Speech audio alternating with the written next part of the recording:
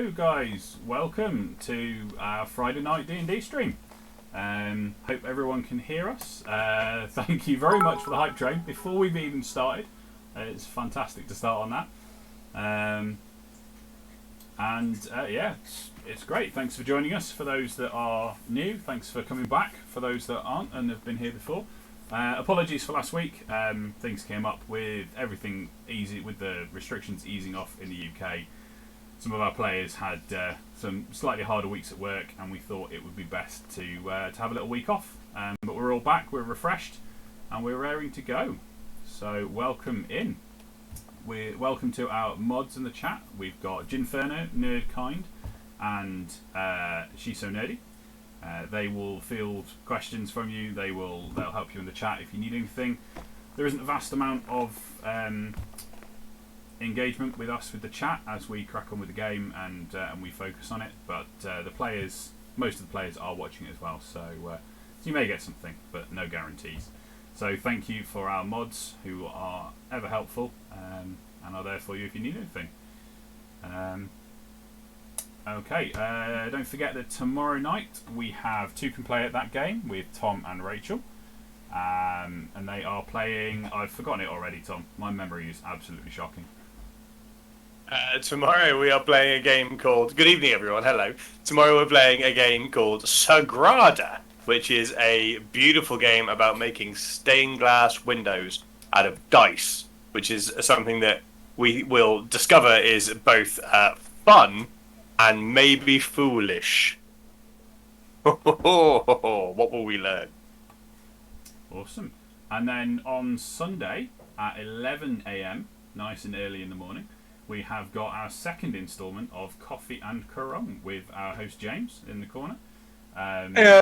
He will be joined by the lovely Rachel, and they will be answering some questions, community questions and questions from James, along with attempting to get in a game of Currum. We might get one, and what's fun about Rachel and Currum is that we might get some swears. So beware. It brings out the worst in her. It's lovely. Okay, awesome. Jins just said I'm quiet again. I think I just need to speak up a bit more. So hopefully that's better. I'll sit a bit closer to the mic and see if we get anywhere. Awesome. So that's what's coming up on the Nerdy channel. I hope you join in for them. Everyone else sounds good. Oh, it's just me. Okay, let's see how we go. I might just have to sit even closer to the mic. And I think we're ready to go. Anything else, Tom? Anything I've forgotten? I don't think so. Just thank you so much for the jumping in on the hype train, for everyone that has subscribed for a third month. I can't believe we've been doing this for that long already. So thank you so much for your continued support of the channel as it continues to grow. And Jin rightfully says Monday is coming, and on Monday the coffee shop Nerdy Coffee Co finally opens again for customers. So if you are someone that has not been to Nerdy yet, or you are a customer at Nerdy and you want to come and see us again, get to nerdycoffee.co, on the internet. Go to the internet, find the internet in your house. When you find the internet in your house, type into the internet or say to the internet, I want to go to nerdycoffee.co, and then you can book your table and come and hang out with us, actually in the flesh, where we can hang out and chat board games and make you drinks and bring you nachos. That is all happening. And also, added to the menu, because people loved the pita bread pizzas, we don't do them anymore. We don't do pita bread pizzas anymore because they're a bit of a faff. But what we do have is something we're calling pizza dippies, which is like basically sliced up pita bread with melted cheese on, with some pizza sauce to dip in. What is not to like about that? It's really good. Actual filth for you to enjoy, you dirty, dirty monsters. So yeah, napkins, which will be needed, and be kind to the games when you have them. And also over 100 new games in the library. So the collection has expanded significantly. So Monday will come. You got to get there. Don't have to come on Monday, but it would be cool to see you on Monday. Just come and see us. It's going to be awesome. Monday? Monday. Monday. Do we think What it might day? be worth one of the mods sticking that link in the chat? Because I'm not sure. Libertycoffee.co. Yeah, let's do Come that. to the UK. Don't look to the end. We don't have them. We don't need them. Can we also get a quote saying actual filth? Actual filth. So, okay, on to the main feature of tonight then. We have our Iron Kingdoms playthrough. For those that are new in and wanting to catch up, we haven't been able to get the edited videos up yet, commitments and whatnot, for all of our volunteer team. However, I have, as a stopgap, I've uploaded the raw footage from the streams up to the Monstrous Makings YouTube channel. It won't be the final home of the videos. They will eventually be on a Nerdy Coffee Co channel once we've got them edited and looking proper.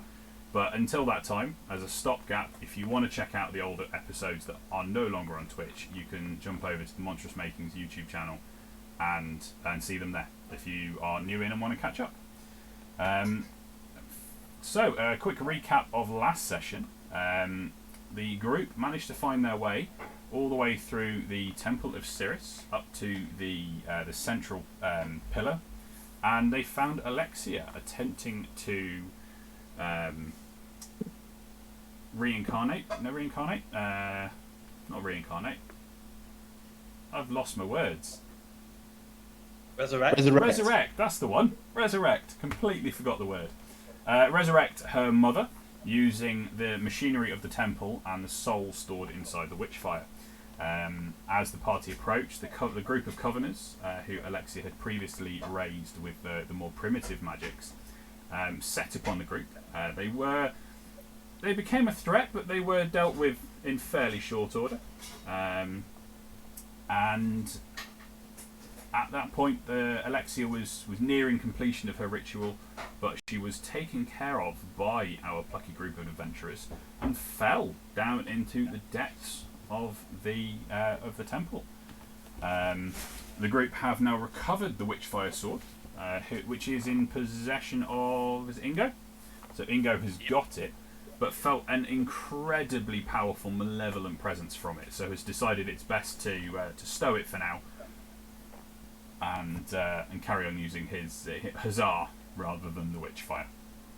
Making their way back through. More powerful. Making their way back through. It was last session we lost Arwen, wasn't it? Yes. So another thing that happened as they were making their way through the upper levels is Arwen got himself caught in a trap and disappeared down a metal chute. Hasn't been seen since, and the party have attempted to look for him on their way back out, been unsuccessful so far, and as they reached the Great Hall, they came face to face with this chappie. Come on, show to everyone. There he is. Could everyone see that? Mm-hmm. Awesome. Yep. It's not threatening at all. Yeah, but we don't want to see it. No, but I am absolutely okay with us wrecking this thing. Yeah, lad, you're no problem But at at the all. same time, it does look big and scary, but it's metal and I hate it. This looks very much like the other unfinished metal body that you found in the temple on a previous episode. However, this one appears to be moving. It's powered. It's glowing. Appears to be crackling with arcane and electrical energies, and is currently standing in your way of the doors.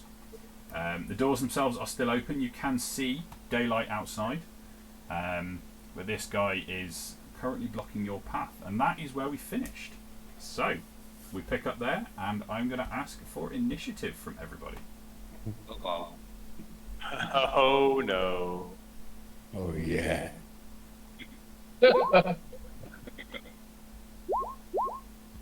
Come on, roll 20. You can do it. That's how we get out. The Kool-Aid guy comes through a different wall. Hang Fine. on, Oh, missing man.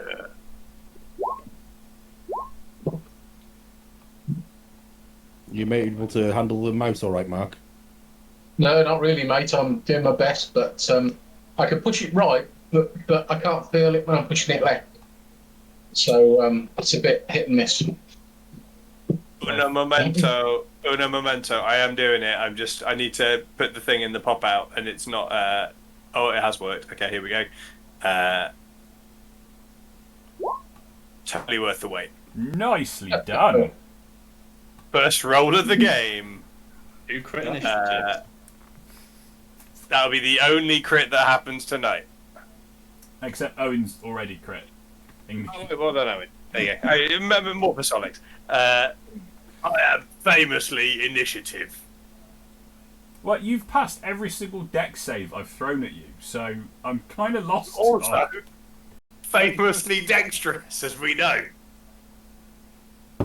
So, we will start with Ingo. What are you going to do? This guy's blatantly not happy we're here, right? Correct. Okay. Right. First of all, I just want to say that in case people forget what we're playing tonight, I thought I'd wear the t-shirt because it's been a couple of weeks. Oh, nice, yeah. Awesome. Yeah, good shout. Oh, wait, hold on. This is Dungeons and Dragons. Oh, no. Yeah, not yeah. Anyway, I'm going to move here, and then I will throw one of these at it. Hold on, let me check I'm in range. That might help. I don't know why, but I looked at you and expected you to be holding something, Owen, when you said, I'll throw one of these. But nope, sorry. I'm immersed. I'm back in. Ooh. Constitution saving throw for me. Yeah. Is it made out of metal? Yes. It's on disadvantage. Oh, snap. Ooh. Oh, critical Oh, yeah. fail. Oh. Okay, so Oh, it's lovely. Oh, what a wall.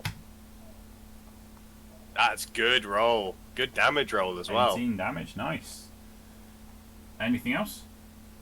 And then I'm going to go this way. I'm going to go hold on, this way because last time I stood in a long hallway, I got struck by lightning, and I don't like it. That's fair. Okay, it's his turn. Oh, hold on. I've got my servitors. Yeah. Oh, yeah. Go for it. They're just gonna. Now I've got remember their movement. Oh. Oops. They're gonna just come with me for now. Okay. Oh no! Don't click that. That one. Need to read. Apologies while I read some spells. If that sounds ominous, then haha.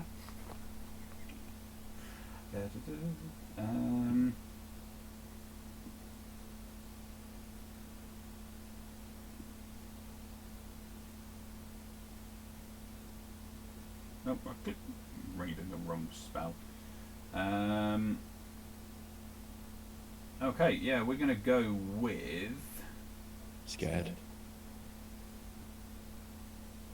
a 3rd level whole person targeted at Tok and Solix, as you guys are at the front. So I need a wisdom saving throw against a DC of... Why does it not tell me what the DC is?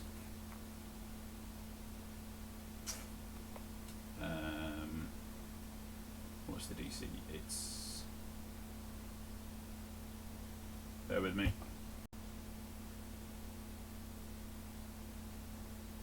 Wisdom... It's a wisdom caster, which is going to be plus 4... 8 plus 4 is 12 plus proficiency of 3, so DC 15. Okay, you guys are paralysed for the duration. You may attempt that wisdom saving throw again at the end of each of your turns. Otherwise, it's a concentration spell up to a minute. Totally worth having crit initiative, isn't it, in those situations? Yes. Okay. I can act really quickly. Oh no, I'm frozen in place. That is... It's your turn now. He's not going to move. He's going to stay back there. Well, Solix, it is paralysis, is able to do exactly what? Just to confirm? Nothing. No. Roll a wisdom Yeah. save. I can roll a wisdom save. Great. Solix, famously wise, will roll his wisdom save. And it's not quite as good as the wisdom save he done before. You got a better wisdom save than me. Yeah, that's true. I don't remember what they all are, but remember we got abilities for going in the wall and coming out again. Yeah. I don't remember what most of yours are. Yeah, mine's true sight. Just in Solic's case. got strength or constitution? I think I got more strength. Yeah, I got more strength. Yeah, but that's on the sheet already, isn't it? So, Phineas. Yeah. Okay. I'm gonna go ahead and do it. This thing's big and scary. We'll be fine. Come on, Quavance. Be still, Yeah. spirit. And he's gonna be right up in his grill, which I believe is 60 foot. Let's have a look.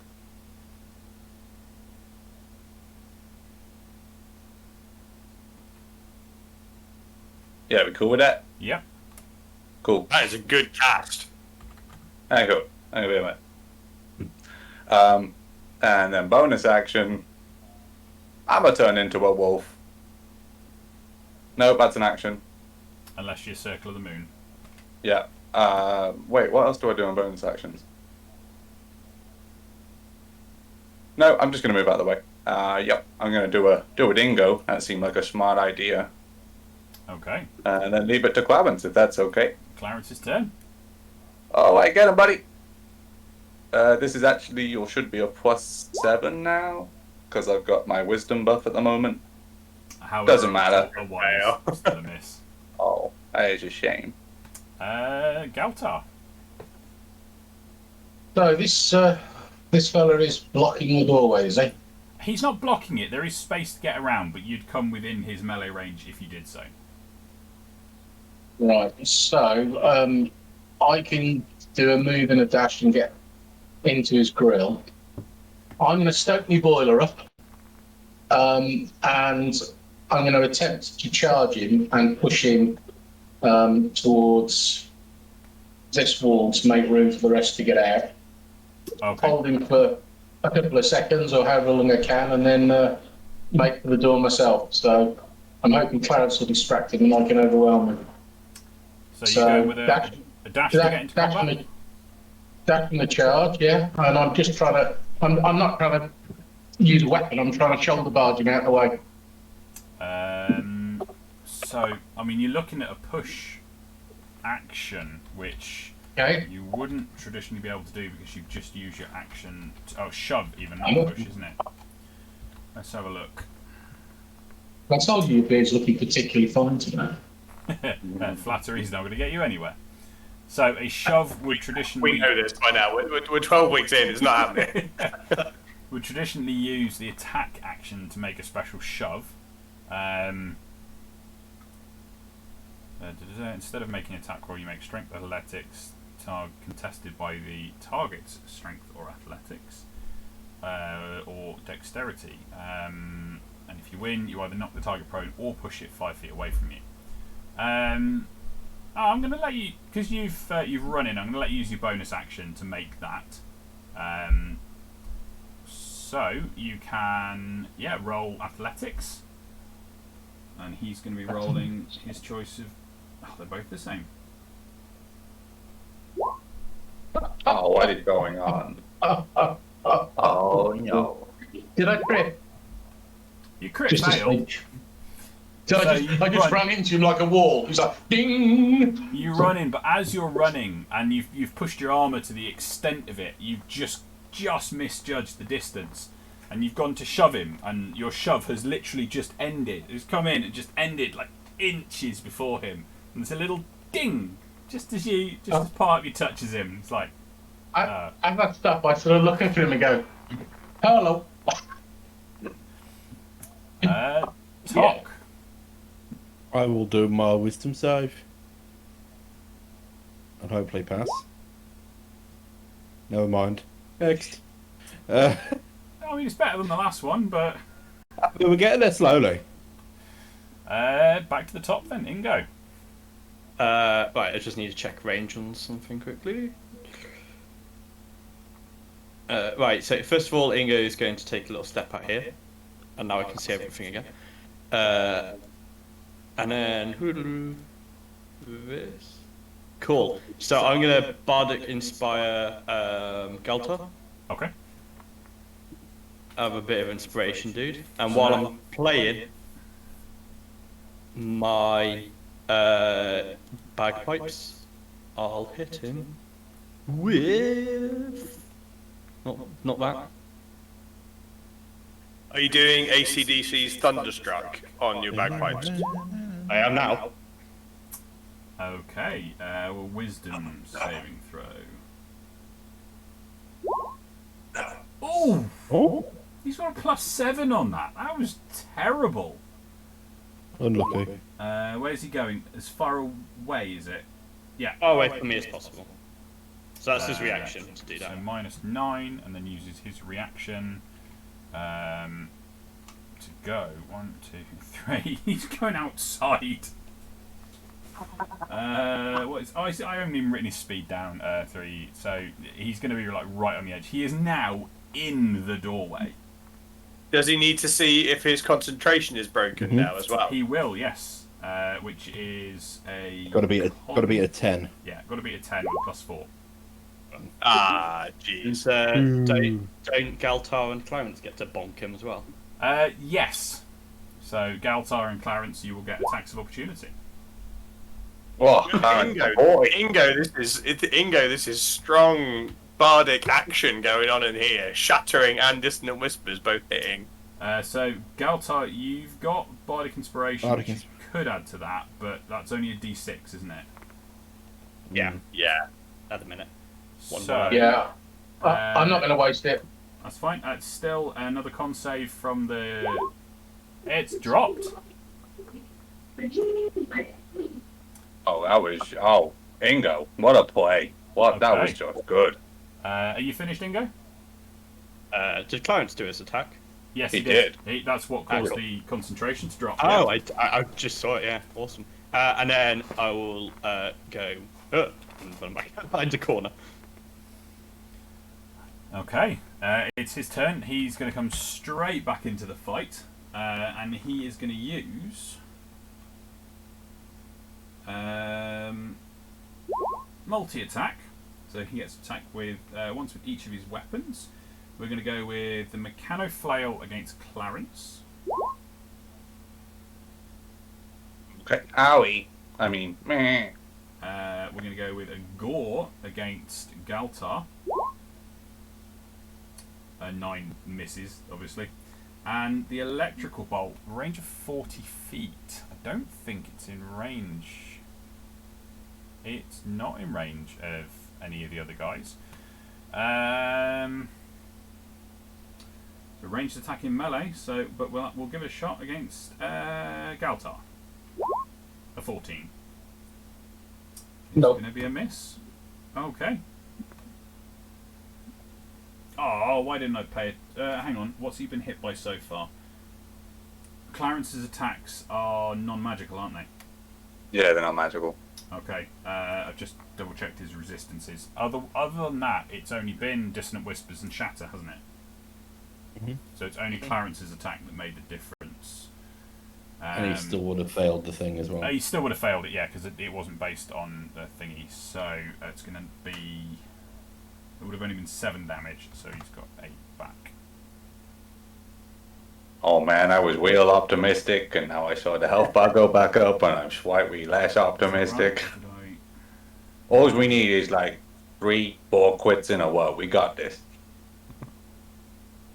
yeah, that's right. Awesome. He's done.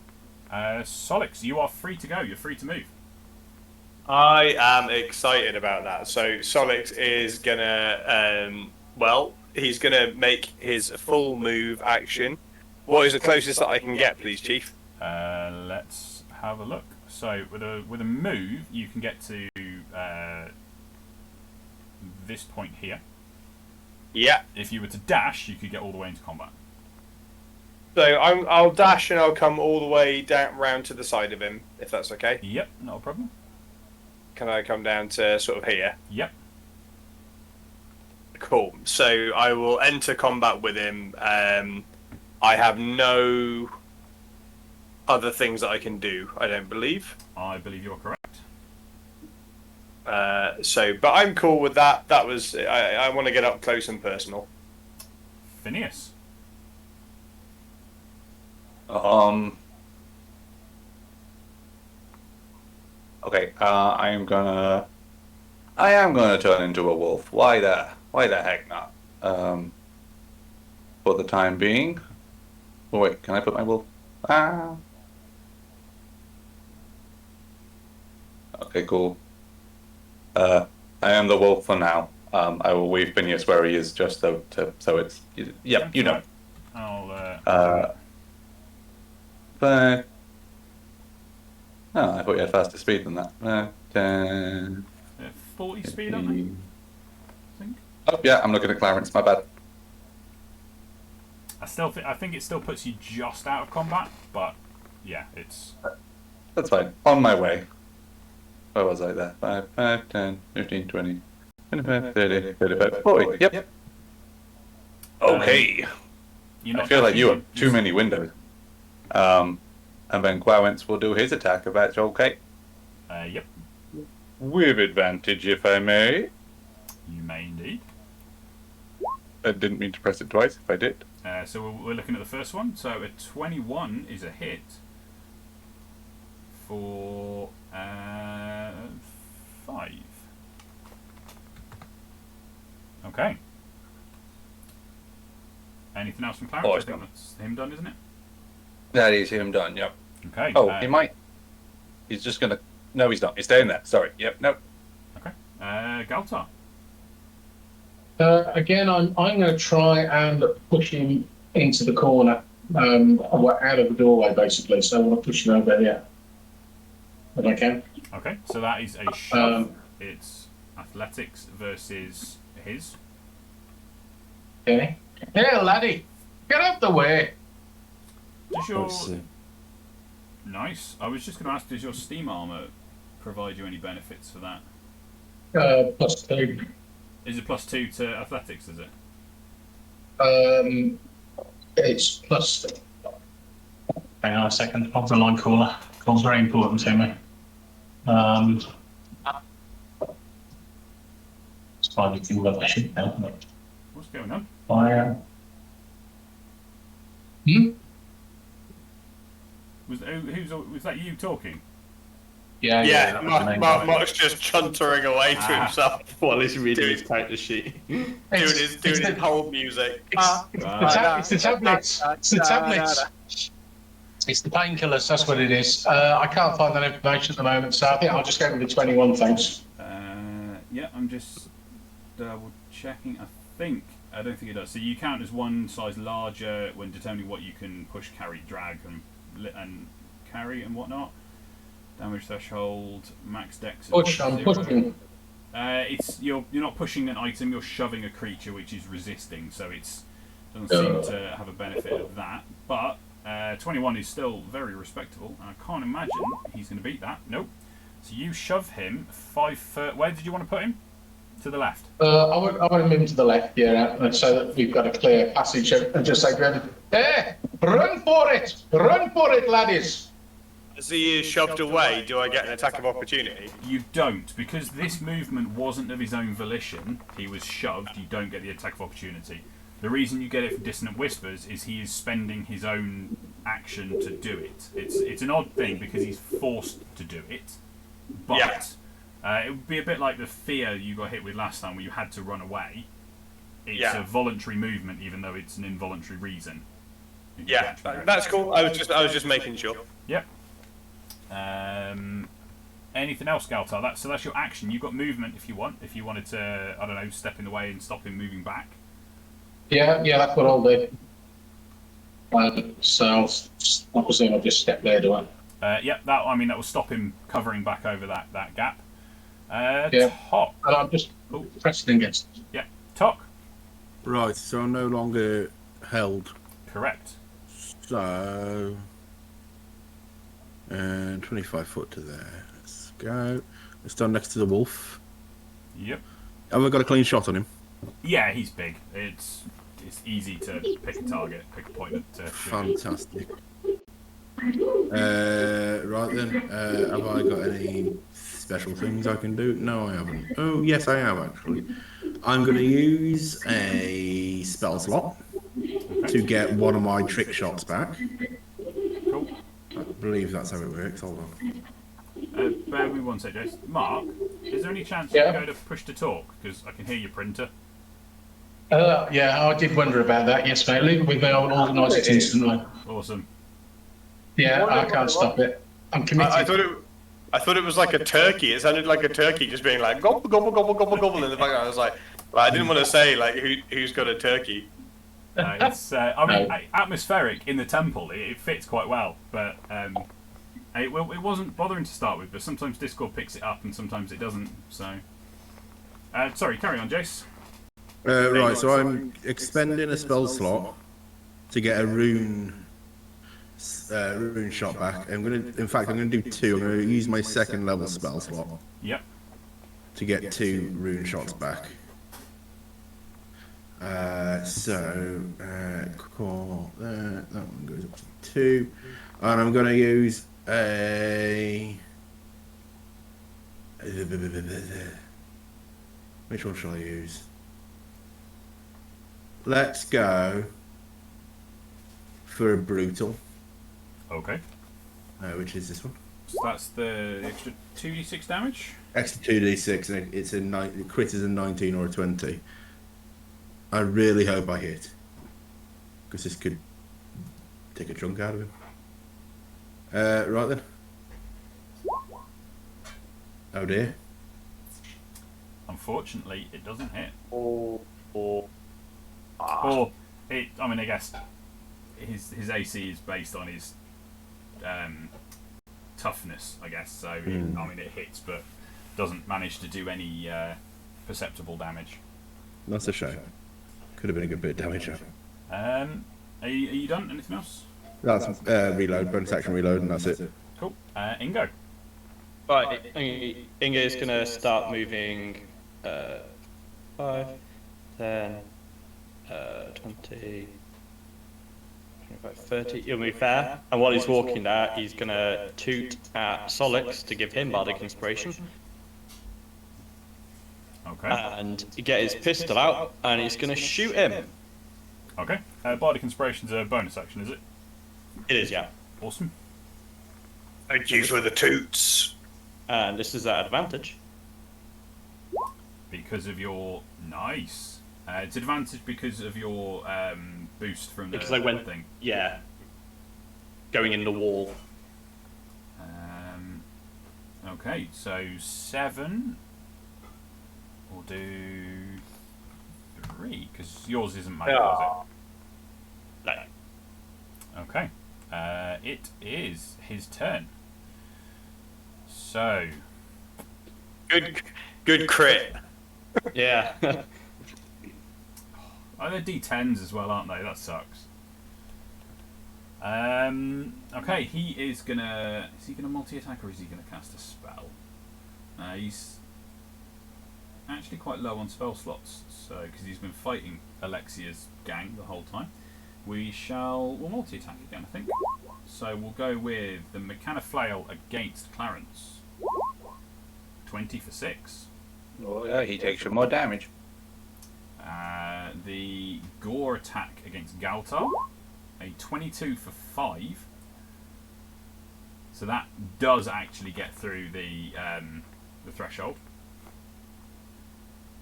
For those unaware, in the stream and in the group, the Steam Armor has a damage threshold of 5, so you actually have to do at least 5 points of damage before Galtar even considers taking it.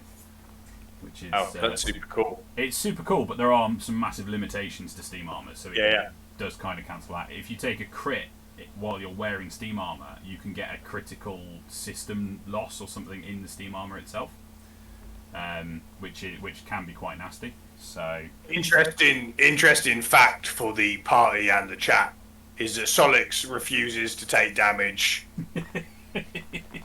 just said no. Point blank. Just says no thanks. Not today. And And lastly, we have some targets for the electric bolt. What are we going to go for? It's going to have to be Ingo, I think, because he's been the most threatening. 30 feet. He's in range. At disadvantage? It's a good job too. Yeah. 17. Does a 17 hit? It does, yeah. Oh man, why have I not got... I haven't got a hit the damage set up.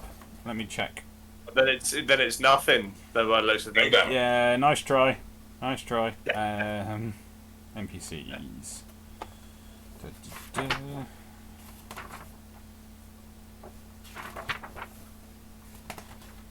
Where is he? He was right at the beginning.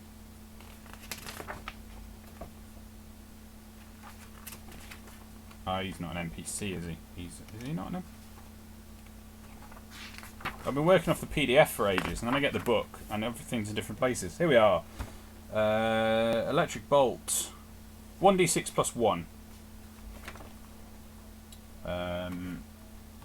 So... doing 4 damage. Lightning, 4 lightning damage, if that makes any difference. It's not fire, it makes no difference to me. Oh yeah, your coat, haven't you? Is that switched on? Yeah. Or have you... It's a reaction, isn't it? So when I get hit, I can turn it on and I take... Is it reaction? I get... I can't remember. Yeah. Okay, Solix. Dear. Right, so Solix is coming in. He's going to do one of them. He's going to do one of his charges. Yep. So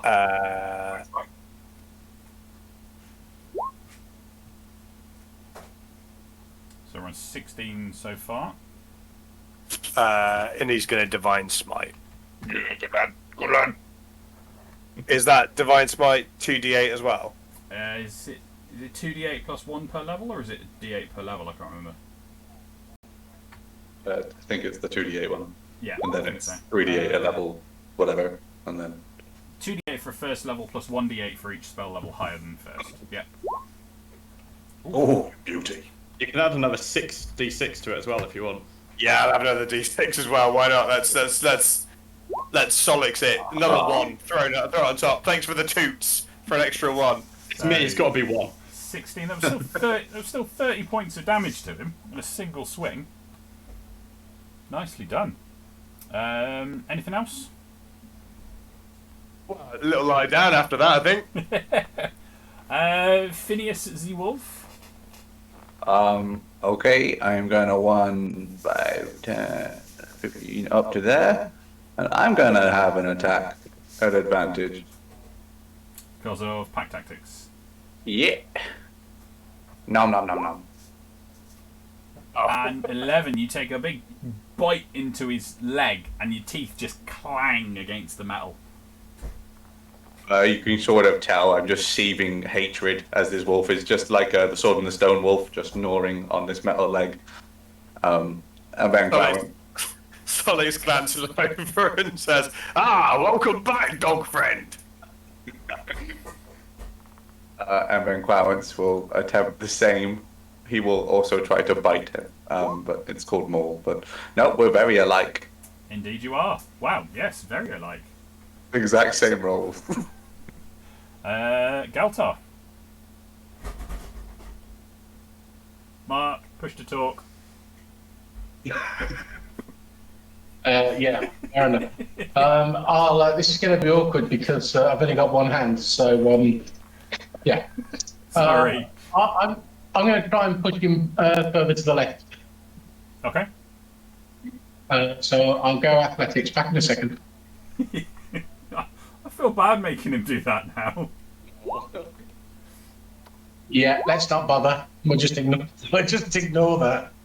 You try, and the pistons in your armour, they squeal against themselves, but the arachnid legs just dig into the floor and don't allow him to be moved. I'll say, "Gladys, get out! Get out!" I don't know what the accent's going today. You've got some drugs on me. Get out, lads! Get out while you can. And Tok. Right then. Tok is going to go and shoot him again.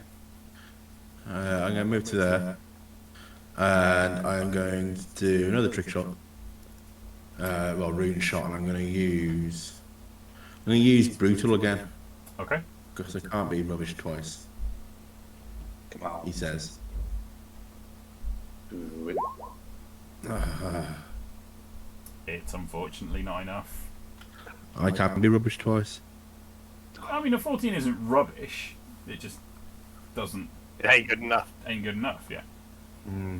Oh well. And That's are it. you staying there, or are you listening to Galtar and making your way out? Bonus action reload, and I'm going to stay there because. Hold on, I've moved. I'll move to there Okay. because nothing bad happens when you stand in the line, does it? No, nothing. Oh, Ingo. Everybody, conga! Do.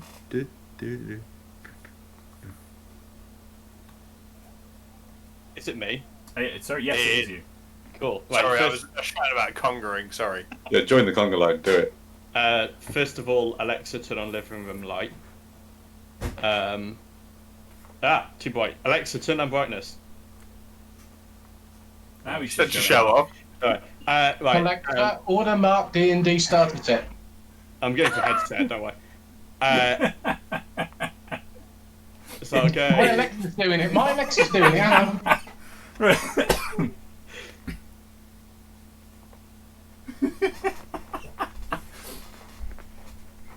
He didn't think of his own Alexa, did he? No, it was ordering it for me. That was a bit scary there for a minute. Whether they check anything expensive. As I walk there, I'll give Solix my last bardic inspiration because it went so well last time. It go well, that extra one. And then you know what? I'm just going to. I've got the spell slots to use, so I'm gonna give. So if Ingo's Another. got the spell slots to use, he's obviously not been pulling his weight so far, has he? It has. It's gonna hit that again. Okay. Oh, this could hurt. This. Okay. Wisdom. Oh, come on. Oh, yes! No. Sorry, I've rolled wisdom, but he's got a +3 to his wisdom save, so he's actually rolled a 13. So he's passed it. He takes half the damage, but he doesn't move. You ruined that for me. Does he still take the damage? He still takes half the damage. Yeah, doesn't it's half. Yeah. You ruined this. Oh, we'll take half of 3. Oh! Oh, Me and ones. Ones across the board. It's Multi-fail. This is a great run. it's his turn. We're gonna. On my robots can get in combat with him. Oh, okay, yeah. I just realised. Poke him with the robots. Go on, Yeah. robot. Robopug. Do a double poke. If I remember, I can't do it. Yeah. So interestingly, when the robots get that close to him, they appear to stop listening to you, and they don't attack him. Of course. Something like that. They don't have like a self-destruct feature. I had a wonderful turn there. So his turn. What are we gonna do? He's got too many spells for me to read up. Probably should have read these while I was in the waiting room earlier. What does that do? Nope.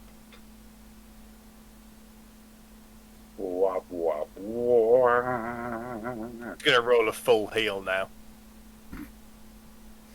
Well, ironically, Should be right. he's a construct, so a healing spell wouldn't actually work. Okay. I mean, you did give me an idea. He could cast Mending, but that just feels a bit cheap. Ooh. Yeah, you're right. It'd be super cheap.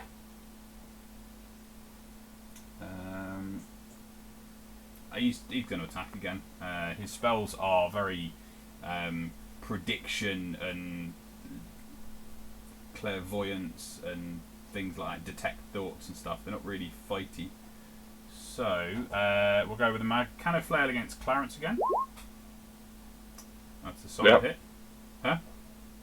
Oh yeah. I thought you just said nope, and I was like, what? Clarence suddenly get supercharged. Yeah, the less health he gets, the stronger he gets, you know. We'll go with a Gore against Solix, because he appears to be doing a lot more damage. Nah, that's not going to hit. And an Electrical Bolt against... Ingo's still been the trouble one, so Ingo. Disadvantage, please. Oh, yeah. Sorry, yeah. 15? Oh, I think that still hits me. Doing 6 damage.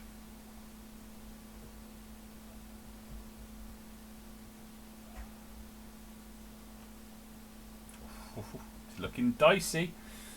Solix. Solix is going to shout, everyone needs to start moving out of the... I feel like I'm the front of a conga line right now. Everyone needs to start moving out. We can't take this guy in one go. We're going to need some reinforcements. I'll distract him. So you can you could shove him if you wanted to. Shove him back. Yeah. Because if you pushed him back, then your conga line would make it out successfully. Clarence would be the only one that would take a potential attack of opportunity. So if your aim is to get him out of the way so that people can make a break for it, that would probably be the best bet. What would that be, an athletics roll? That is athletics versus his, yes. Okay, well let's give that a try then. So he'll say, "Have that!" And you're successful. You push him 5 feet backwards, freeing everybody apart from Clarence from combat. And you've only used your action. You can now use your movement to lead said conga line. So looking at the initiative track, not to matter at this point, but he's just gone, and I've gone, and then I've just gone, and we're all to go next. Correct. So Solix shouts, "Alonzi!" and runs out. 1, 2, 3, 4. So 5. Let's get you a little bit further. 5, 6. Okay. The wolf, Phineas. The wolf will dash out. Okay. Clarence. Clarence will move himself down. Is he as close to the wall as he can get? Yes. Okay, and then he will just try and bite him, I guess. Well, I mean, maul him. Yep. And no, but he's distracting. He's doing his job. He's stopping him from stepping forward. Yep. Yeah, 5 feet of the creature. So that's the wolf and Clarence. Galtar. Dash. Cool. And Tok. You look at it. And Ingo.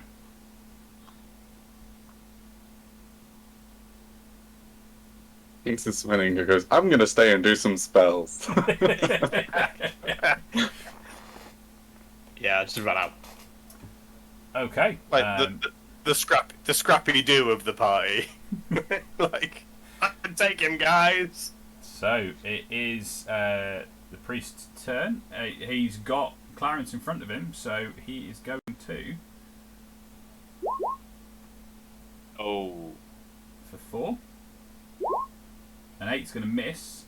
And who is just in the doorway? Galtar, I think Solix would be the closest because he couldn't dash. Everybody else dashed. So we'll go with an electric bolt out the door against Solix. For 20. That's going to hit me. For 3 damage. Zap me on the bum on the way out. Oof, he says as he runs out. And then we're back round to the top. So, you guys make a dash off into the undergrowth, leaving Clarence behind to distract him. Kill him. Phineas? Kill him. Yeah.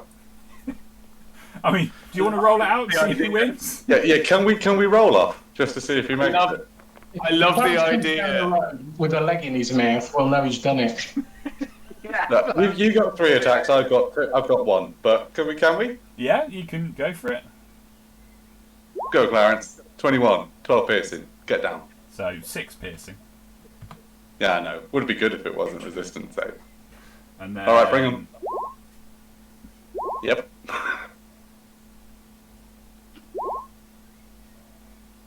Is he still alive? Wait, how much damage did you take from the? I think just 6. Yeah, he has 6. And then that was a miss, and that was a miss. Jay's still alive. He's got 4 health left. Go on then. It's going to be a Hail Mary maul. It's just a hit for 6 damage. No, 6. Yes, 6 damage. Yeah. I mean, you do. Oh, he's doing so well. Miss. Oh no, that got him. No. I got it one time. What? So 19 more damage. Yeah. Okay. However, Clarence's sacrifice has allowed you guys to slip off into the undergrowth and get away. Unfortunately, without Arwen, but you didn't really have the chance to stick around and find him. You are therefore hoofing it back through the forest, back to where are we?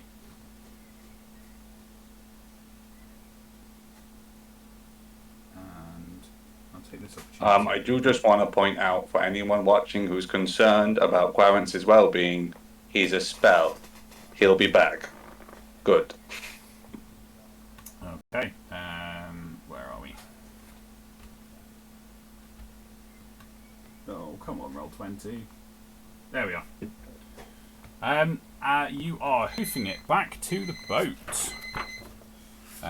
Moving as fast as you can with little time for rest.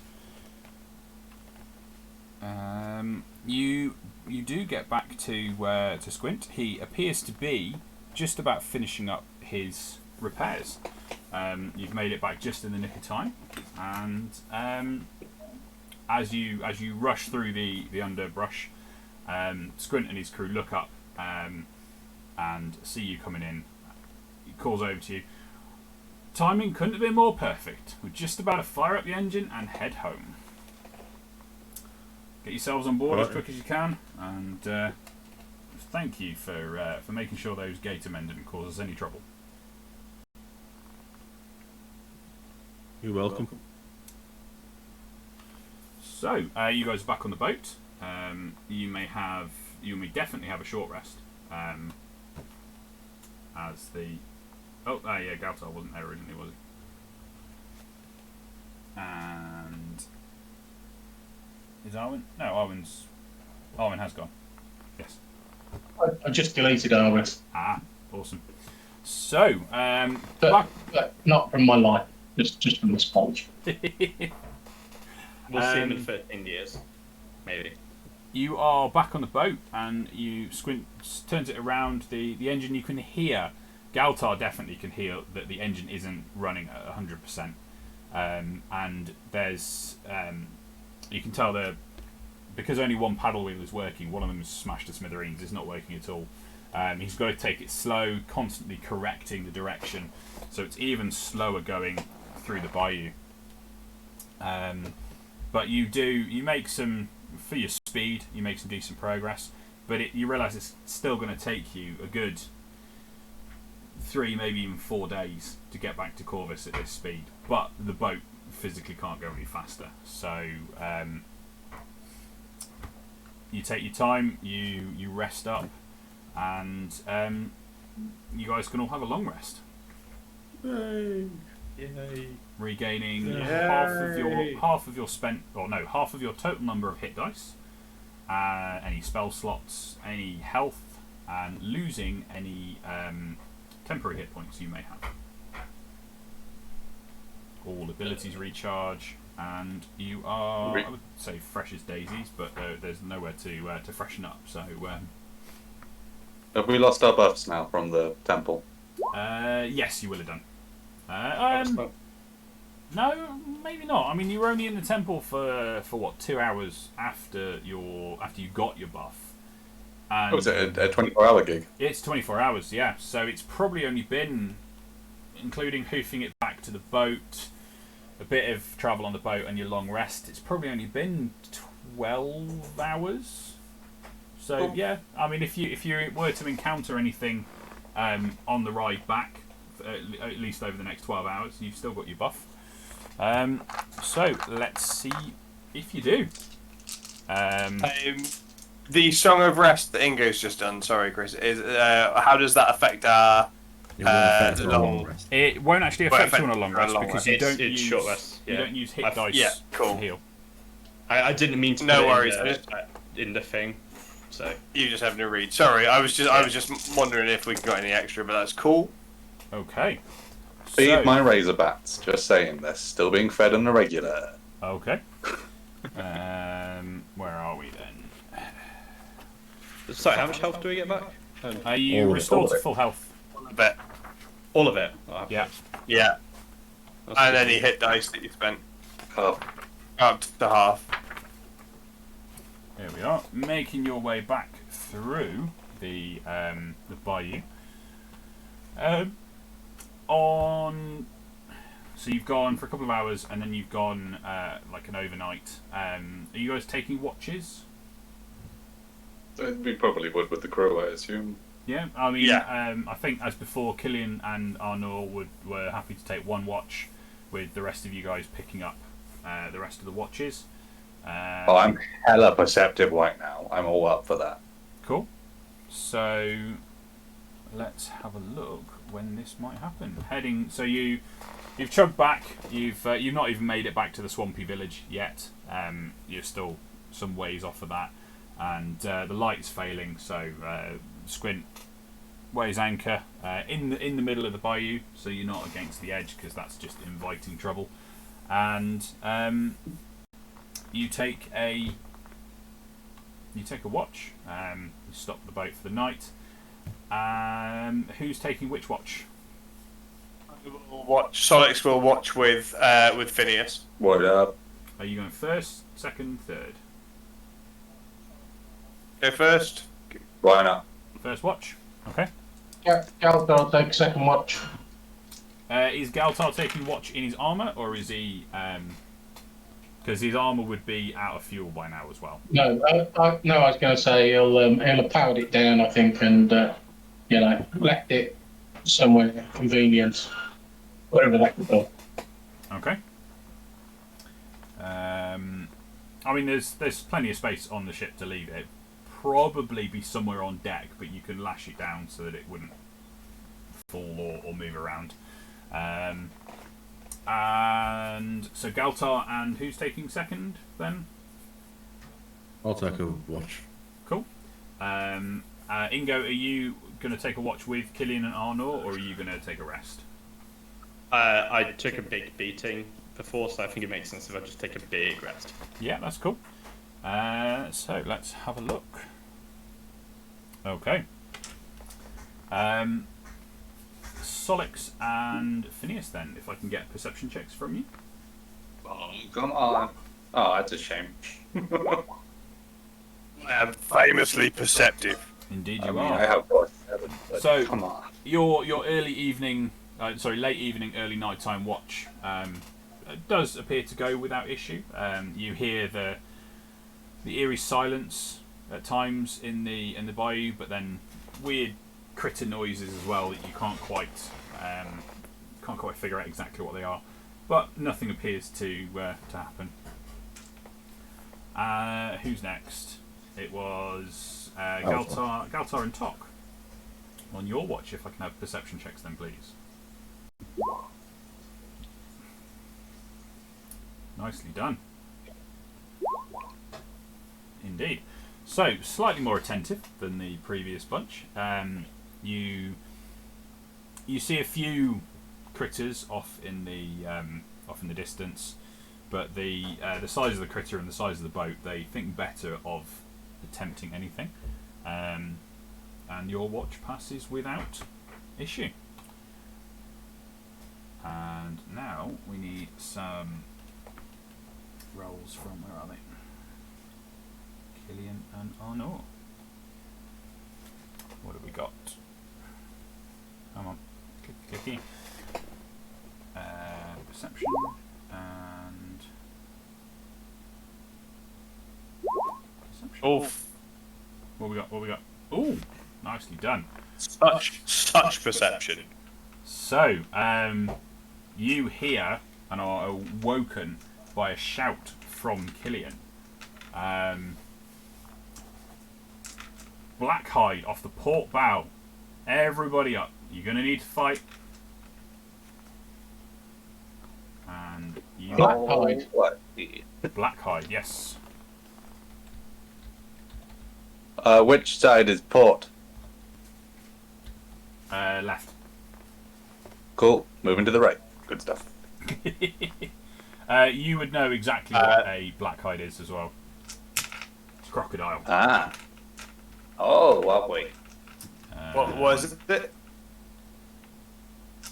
A crocodile. Oh.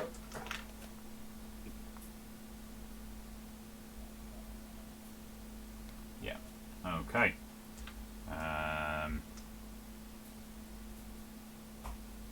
Come on, wakey.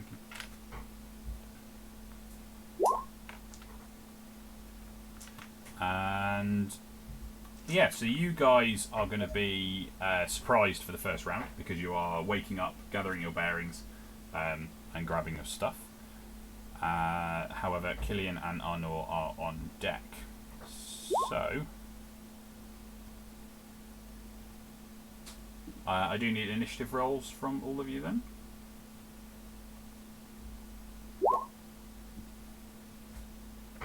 Hey, wait. No. I didn't know when. What'd you do? Oh.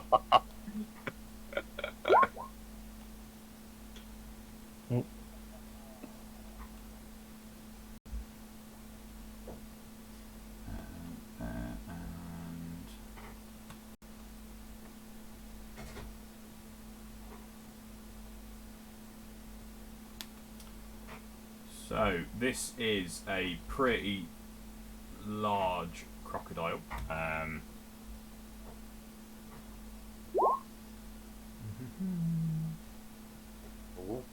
Oh. I'm gonna have to, I need to, no, just for me, I need to find an actual crocodile picture. This is bugging. It's useful with Roll20 just being able to drag it in, but It looks like an old. I don't know if anyone else can see it. It looks like an old MSN Messenger is coming back to attack us. Like the '90s chat is coming back to attack us. ASL.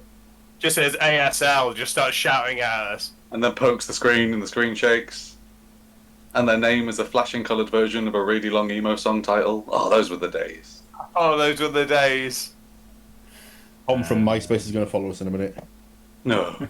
Is he still alive? No. Oh. Oh. okay. Oh. Foursquare. Anyone do that? What was that one? No, I remember Like, Beaver. Yeah, everyone had a Habbo house. Habbo Hotel. Oh, Go down to the library to play Habbo Hotel. Okay, so this thing is quite a ways off. Killian and Arnaud, actually, so Torchlight being 40 feet, it wouldn't be that far off, would it? It would only be about 40 feet when they spotted it, even with that cracking perception roll. So, however, a little bit further. Okay. Has everybody hit the initiative order? Nope. I didn't know it. Yeah. So, where are you, Ingo? Add a turn. What did you get? 18.12. Jace, does that bug you at all? Huh? 0.12. No. I'm 19.18. It's fine. We're all point something. No, I meant point 12 as a mathematician. Oh, not really, no, because I'm pounds, aren't I? So it's so we're always point something. Not that we deal with pennies, obviously. Yes. That's Jason making it rain. That. Yeah. Okay. So as we said, it's surprise round for you guys. So Tok and Galtar, you are now up. You and Ingo as well. You are up. You have your bearings. You have reactions if you need them. Want to use them. Everybody else, until your turn has passed, you can't spend reactions either. So. Would be armoured up and things, do you know? What is your armour? Mine's just studded leather armour. Then it depends. Would you sleep in your armour? I doubt Ingo would he? No, so I'll need to spend some time putting armour on and stuff. Yeah. What is it to don light armour? Because it's minutes for medium. Oh, I spell armour in the English fashion. Of course, Roll20's not going to find it, is it? Getting into and out of. So light armour takes you a minute to don and a minute to doff. So unless you want to spend the first 10 rounds of combat putting armour on, I just put my jacket on. Yep. Yeah, that gives me. Okay, the croc is coming in. It's swimming to start with, so it makes it all the way up, and its first attack is actually going to be against the ship itself. What did we get? Okay, you hear the wood of the hull crack. Not splinter, but there's solid connection from the tail of this crocodile as it comes swimming in. Okay, Arnor is gonna. This boat's his livelihood, so he's gonna make his way over to here. He's gonna have to get into melee because he's only got a rapier. He does have to make 2 attacks, so 1 and 2. Unfortunately, neither of those are gonna hit their mark. Because he didn't shout his He didn't. That's probably why. Phineas, you're awake. You can use this turn to put on your armoured greatcoat. I totally would have been sleeping as an animal and just come back into Phineas form when I woke up. Sleeping as an I'll animal. be in my full armour. It just blends in when I'm an animal. So, did you have a wild shape left, did you? Yeah, so I get my wild shapes back every rest. I can stay a wild shape for 2 hours, therefore I can turn into a cat and still have a rest. It was a long rest. So, and you were asleep. So you've been asleep for more than 2 hours. Oh, so this is before that. I thought like we'd been travelling for a day, had a long rest, and then this happened. No, this. Because otherwise I need to redo my spell slots and stuff. No, so yes, you've had your long rest, so you would have your wild shapes back. My point being, you've been asleep since the end of your watch for more than 2 hours. So if you had wild shaped at the end of your watch or during your watch, it would have ceased, and you wouldn't have been able to go back into it because you would have been asleep. Yeah. Yeah. Yeah. But if you can be sleeping in your greatcoat, that's not an issue. Totally do. So, but that is your turn. Is your surprise round? Killian is right above the thing, and he's got. What we're going to do? He's going to go 2-handed on his long sword for 2 attacks. One of them hits for 6 damage. Solix, you're up. Okay. You can grab shield and weapon and whatnot as part of this round, but you're not going to have time to put your armor on. Okay, that's all right. But in terms of going for an attack this round, I can still do that, right? No, this is still you're the end of the surprise round, which Okay. I'm using the term surprise round. You're not really surprised, but because you guys were or asleep. It's you waking up. It's you That's grabbing cool. your stuff and getting ready. Well, can I spend my turn doing just putting my armor on? Is that cool? Your armor takes 10 minutes to put on. Oh my god, that's a lot. This is heavy armor. Yeah. And in that case, then I will just ready myself for attack, knowing that I have less armor on. Yeah. So you've got your shield, and which weapon did you grab? I grabbed my Caspian battle blade. Funny that. Top. We're back to the top of the round now. I keep it under my pillow. Top, back to the top of the round. You can act normally. I will leg it over and shoot it. Okay. And I will do a brutal shot at it. Because I'm determined to make this bloody hit. Come on. Yeah, that hits. That hits. And then 2 more d6.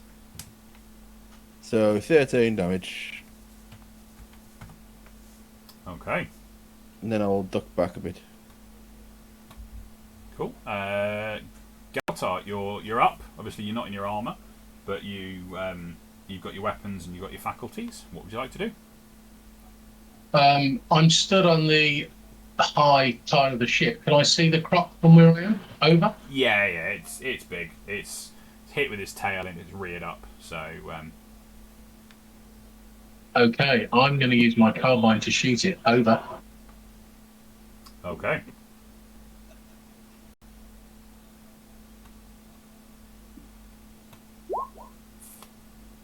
Well, I guess that's over. That is over. It would have been tasty damage, but unfortunately it just zings over his head. Are you moving anywhere, or are you staying back there?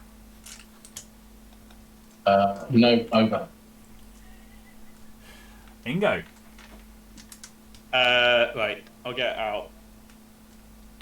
Ooh. Sorry, I pressed the wrong buttons. I've grabbed my bagpipes because that's my main weapon. And I'll inspire Solix Okay. first. Oh, thank you kindly. You just got to inspire them, haven't you? And then I'm gonna try like this, you know. I've got the slot to use it. Why not? You go on. See what happens. Okay. Is that wisdom save on that one? Yes. Yep. Damn it. Still Ah. taking damage. Be trying to make the crocodile feel very bad about himself. Oof. Did you cast it on a higher level? Did you? Yeah, custom. Level 2. Is it normally a level 1 spell? Is it? Yeah. Right. Awesome. Because it says enchantment 2 there, and I didn't realise it boosted that when you changed the level you cast it at. Awesome. Yeah, so it comes up asking me what level to cast it and stuff. So 19, but that's only half because you passed, isn't it? So Yeah. it's still 9. Anything else? no, that's me. Okay. The croc is going to go with a bite against Killian. Ooh! Ooh! Sugar. That's an 50. that's an insta kill. That's So that's 50 damage, isn't it? That's 50 damage. My god. It's not an insta kill. I Killian don't know. is, It would be for Killian me. is That's tough. double my health. Is it double? Is it? Yeah. Wow. Okay, so Killian is grappled, and as a result of that is restrained. And the tail attack against Arnaud. 20 definitely hits, 17 damage on Arnaud. You know, we ran away from that giant robot that we were smashing to bits. We should It have wasn't fought that one. really. Yeah. So that was the giant croc. It's Arnaud's turn. He's going to stab. Oh, come on. He's rubbish with that. Phineas. Okie dokie. Well, here comes my totem of the bear spirit, who's fortunately already there. So there he goes. What we'll cast him, so everybody gets temporary hit points in the value of 10? Nope, 9. Including the crew. Cool.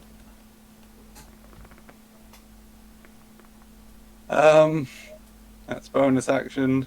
I'm terrified now. Gonna back in a little bit. And I'm gonna let Clarence do it. With his beautiful winged form, we will summon out Clarence in flying mode. Just above him. But he only has 25 health in this mode. And he, yeah. And that will be Phineas's turn. I will tell him to attack and fly away. Attack and fly away. Okay. And he will have a go at attacking. Keep on losing my buttons. Get him. Is a hit. Excellent. 10 damage. And then he flies away. Yeah. 10, we'll say 10 foot. And he's Well, got 15 he's got the hit and run thing, hasn't he? He does indeed. He has flyby. Flyby, that's the one. So it's Killian's turn. He is restrained, so he's at disadvantage to attack, and he's at advantage to be attacked. Oh, come on. I've just noticed Arnold's got pack tactics. That would have made things easier, wouldn't it? However, Killian is going to attempt to break himself free. It's athletics versus a DC of 16. He's broken free. He also has advantage on that, but you didn't need it. Ah, Totem of the Bear Spirit, yes. But that is his action. So, Solix, onto you.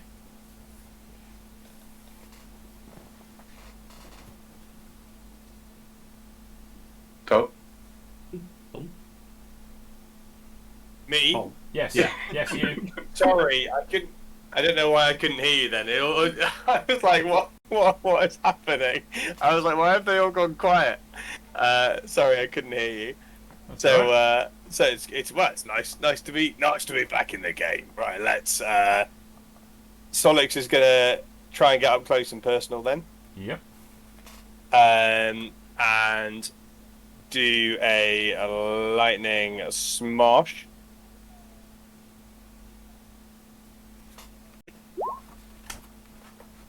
To no avail. So, unfortunately, no avail. You are correct. And I would guess that it's probably not worth using any kind of bardic inspiration on this dude. I don't. There's going to have to be a very high roll to. Even then, it's not going to do it. I don't think, is it? Probably not. So, Solix feels that this is probably not worth it at this point. He's still a bit bleary. He wants bacon. He doesn't want to have to be dealing with this. And he wonders, as he misses, whether crocodile bacon is a delicious thing. So, just going back to Killian on his turn, I realised that he is a fighter, so therefore has second wind, which he is going to use to attempt to recover D10 plus 3. Recover 7 of his lost health. Okay, was that everything, Solix? You're pondering That's everything. Pondering the existence of crocodile bacon. I am pondering the existence of crocodile bacon. That is like Solix is when he's not fighting people, he's pondering what he can make bacon out of. That's his 2 default settings. That's all he cares about these days. Tok, you're up.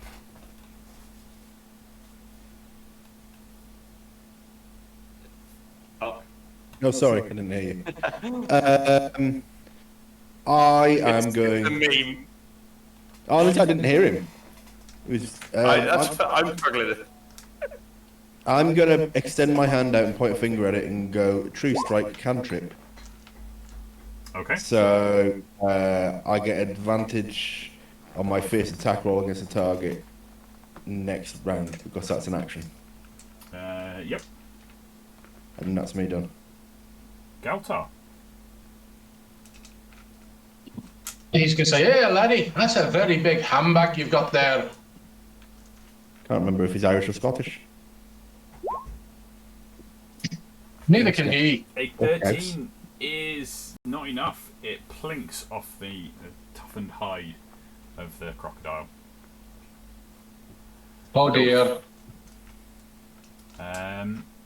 Ingo.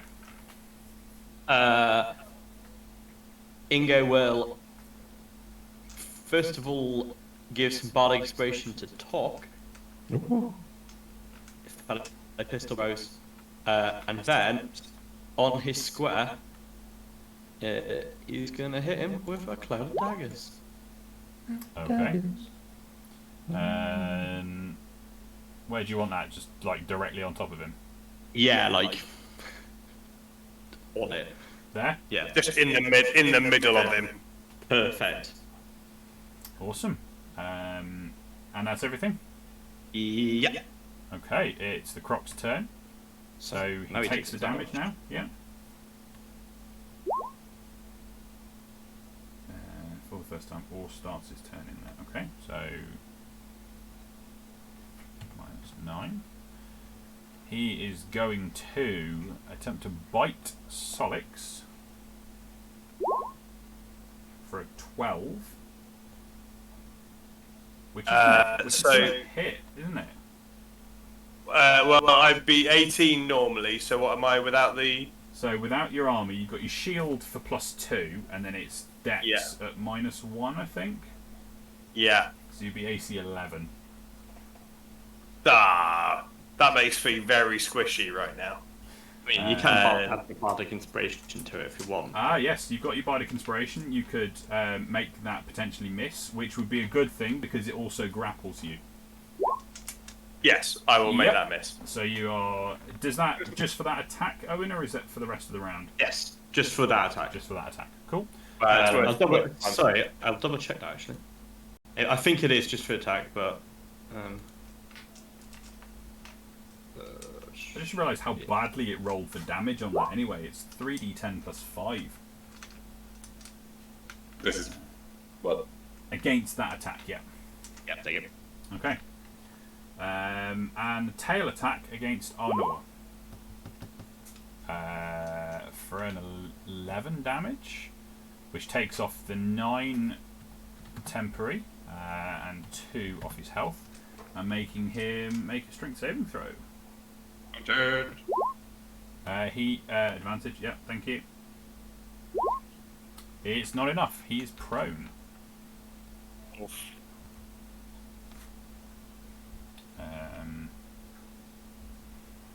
Icon for prone. That one will do. But that is the Croc done. It's Arnor's turn.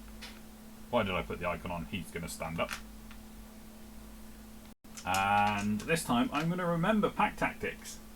And he's going to attack twice with his rapier. Both of them hit for a combined 12 damage. Phineas.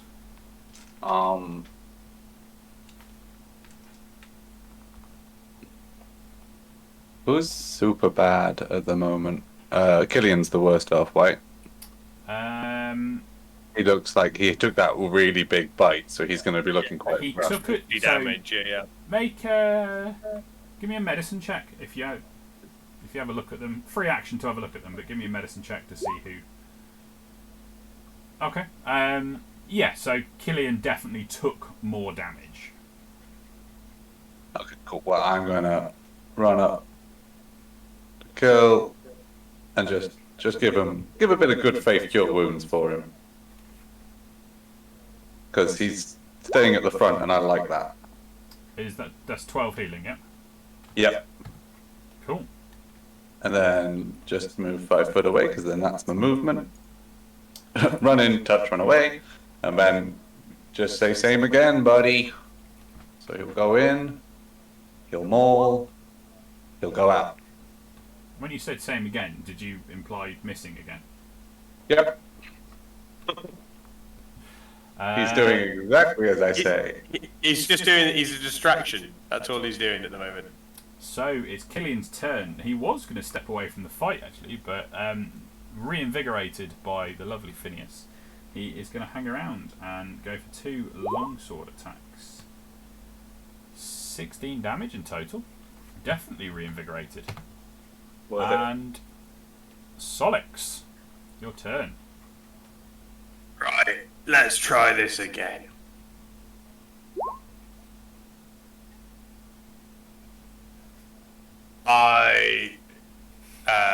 Sorry. I miss. Move along. Yeah, you've not got any. You've not got any bardic inspiration left, have you? I got nothing. No. Talk. Right. Run to the edge. I'm going to shoot at the thing with advantage. From And I'm going to put a strike. brutal shot on it. Cool. So, advantage. That one there. Oh. 21 hits, 12 damage so far. Oh. Another 7. Another 7. How do you do it? I'm just going to aim for its, like, open mouth. And try and shoot it, like, on the top of it. And Okay. try and shoot it in the brain. Through that way. You do just that. Your shot enters in through the soft upper palate, exploding out the back of the crocodile's head, and it slumps into the bayou.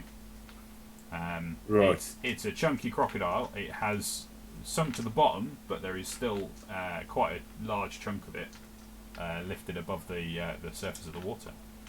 Do you need any food for your bats? Yeah, I suppose I do, and I'm also just, gonna do a little bit of ceremony, but quite quickly, because we just killed a big alligator or crocodile.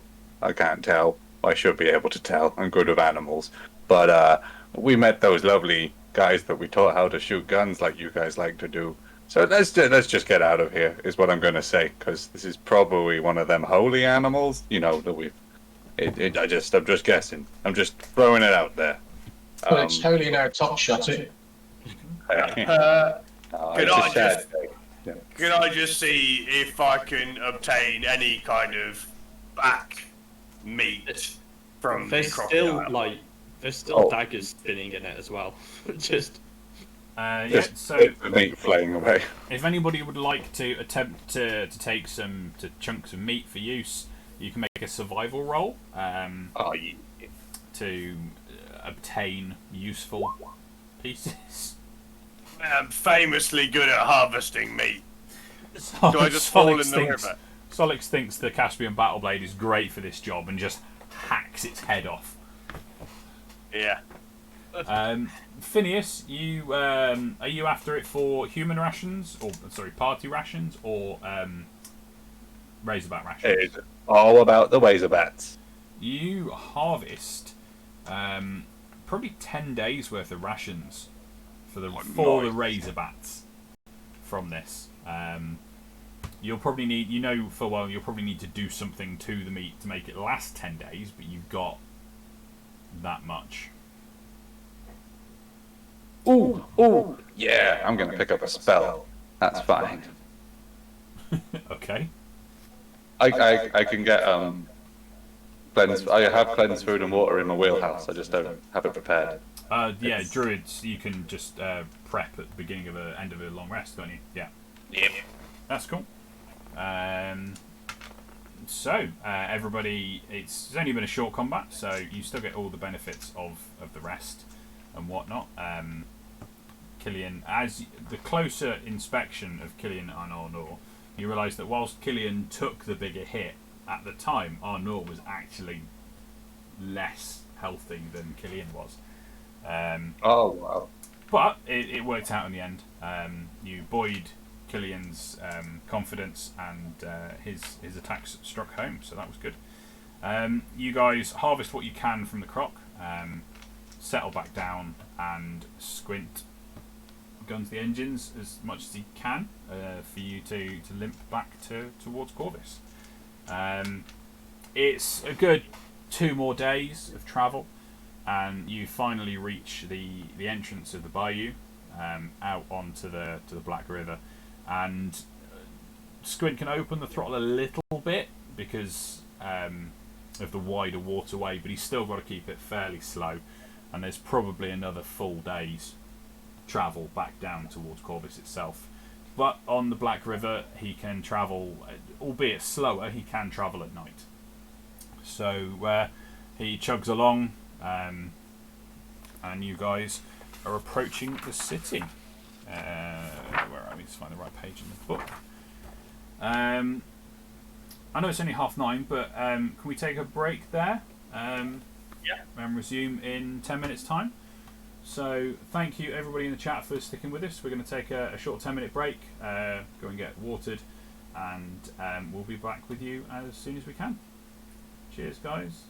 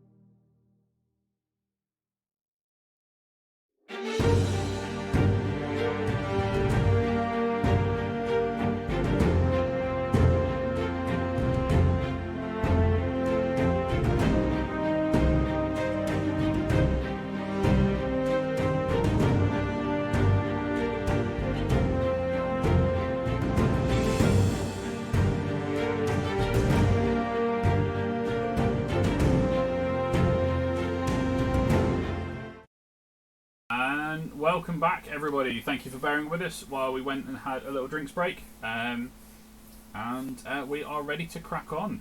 So, having made it back out onto the Black River and slowly chugged down during the night time, the sun comes up the following day, and ahead of you, you can see a half dozen ships of various sorts heading north up the Black River. That's odd, says Squint. You usually don't see that many ships heading north at once. That's a lot of people going to Lale. The steam and sailcraft pass by, keeping at a safe distance. Some of the crew wave at you as they pass. After a few minutes, you leave the last of the ships behind, but another few immediately come into view ahead. Squint scratches his head. Soon the ships ahead are close enough to see clearly. There are 2 compact steamships and 1 flat-topped cargo ship making good speed upriver. As you watch, one of the small craft sounds its horn and begins to drift in your direction. Squint, isn't that a comet? Eden's rig? Asks Killian. Aye, I think it is. What's he doing up here? Questions Squint. He sounds 2 quick blasts on the Fortune's horn and waits for the other ship to approach. Takes a couple of minutes for the comet to pull up beside you guys. But as it does, Squint shouts, Killian, take the wheel. Keep us close, but if we trade paint, I'm taking it out of your hide. Squint moves to the port rail and waves his friend over. Hadn't you heard? Hollers Eden. Heard what? Returns Squint. Vinter Railthorn, he's back. Gods help us all. We're making for Merowyn, and I suggest you do the same. Oh snap! That's the civil, the brother of the king, right? That's the usurper. No, wait, I get them mixed up, but I'm pretty sure he's the bad one that was exiled. Yes, that's right. Good. No, that was some bad times. Don't you guys remember that? You know, why is he back? He shouts across to the boat. Hello, do you know why he's back? Nobody knows his reasons, but I'm sure he's been wanting to come back since he was exiled. But it's bad news for everyone.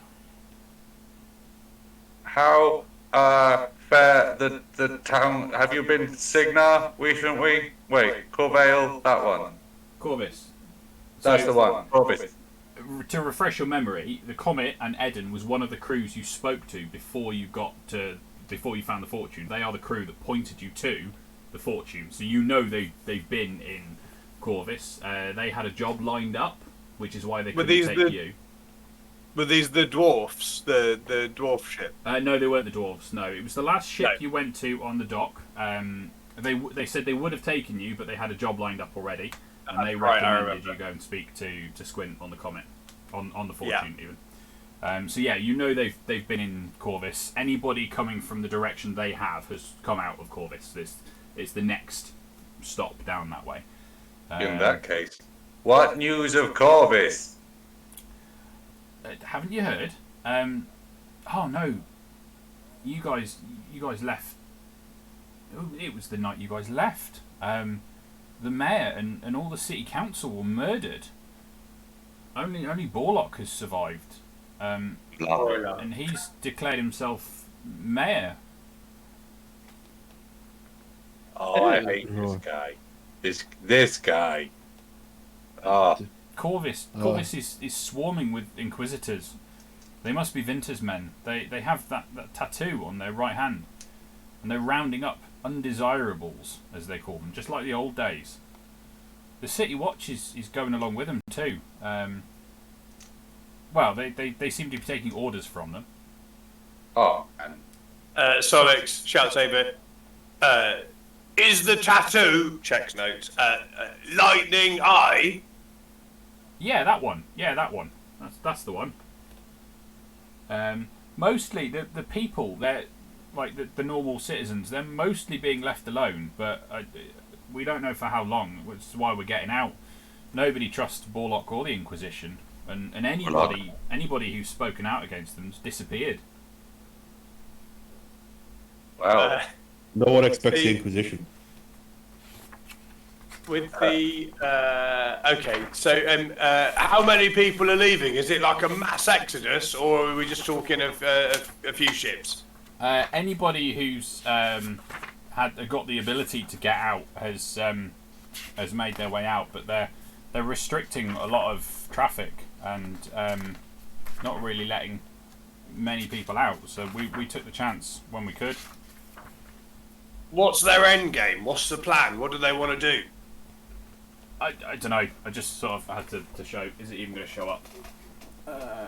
Oh, it's not. Background. There's a title in this book that says "Nobody expects the Signaran Inquisition." There you go. You guys chuckling Cool, over good. it. I just had to find it. Is it a copyright?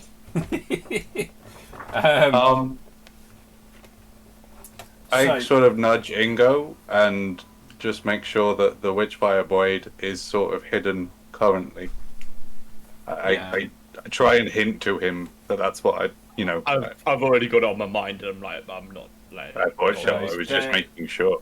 Don't worry, to don't worry. answer Yeah. the end game question, I mean, I assume his end game will be to take the throne back, but he was seen with some creatures that not quite human. Maybe they we don't know. They're not elven, they're not dwarven. Maybe some kind of horror from beyond the Bloodstone Marches. For those of you unfamiliar with the geography of the Iron Kingdoms, pretty much everything to you're currently on, the Black River is the east coast. It's the eastern border of Signar. Pretty much everything east of that, as far as you know, is termed the Bloodstone Marches. It's a massive expanse of desert that nothing that humans of the Iron Kingdoms know survives in there. Only beasts and horrors and things like that. So if something's come out of the Bloodstone Marches, then it's not nice.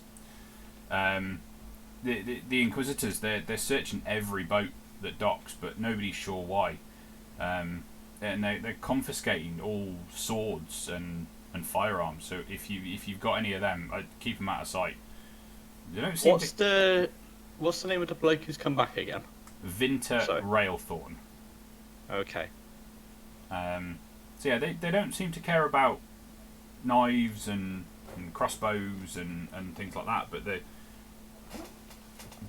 any sword that they've seen, they've taken. And yeah, keep your firearms out of sight if you've got any. I look at my steam armor and think, how am I going to fit that in my back pocket? Out of curiosity, are all the firearm shops shut down now?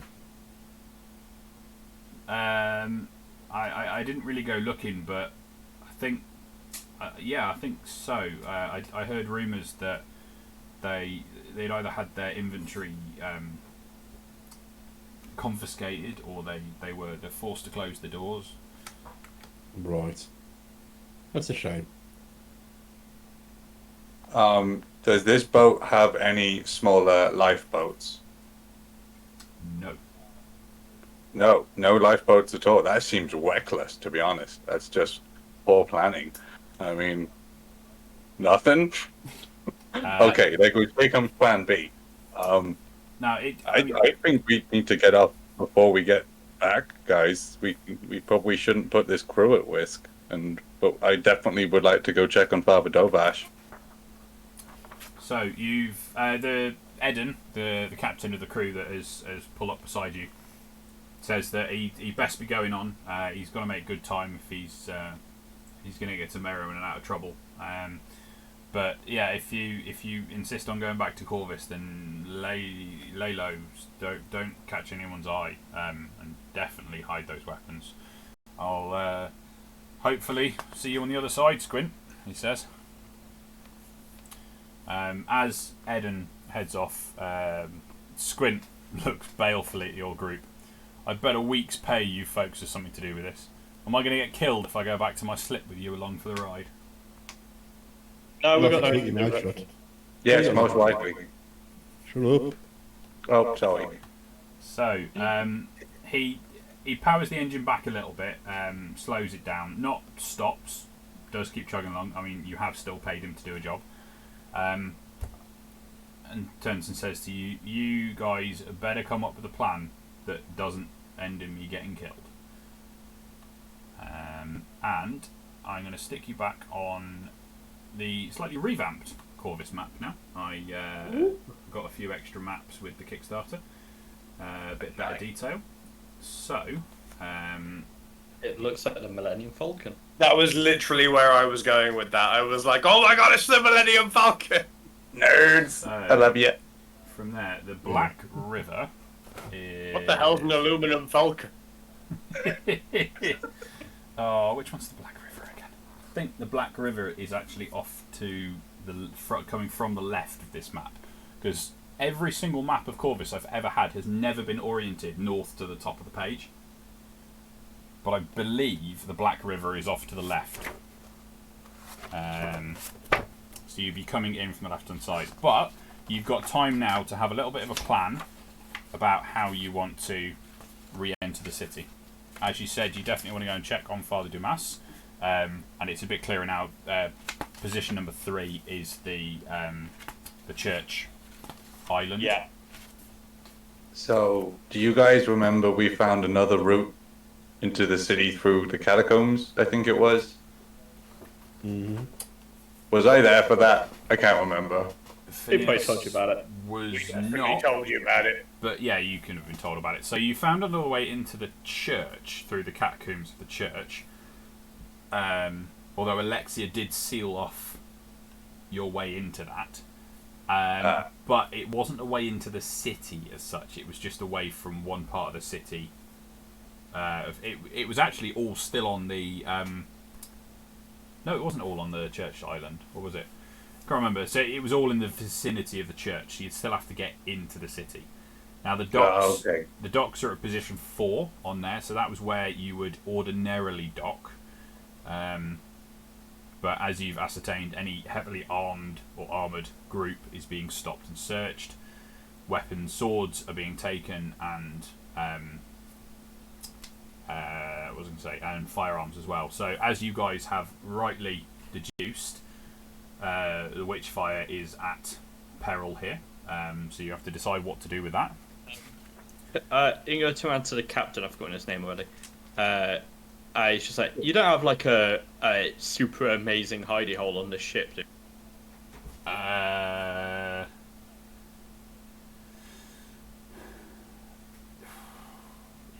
He appears to be sort of mulling over in his head the pros and cons of answering this question. I look at my Steam armor and go, have you got a big idea?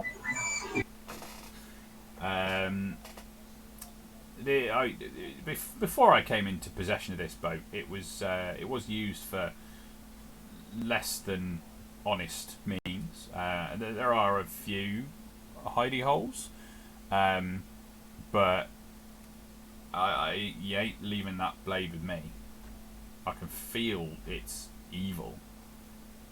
I'm carrying it on me. How do you think I feel?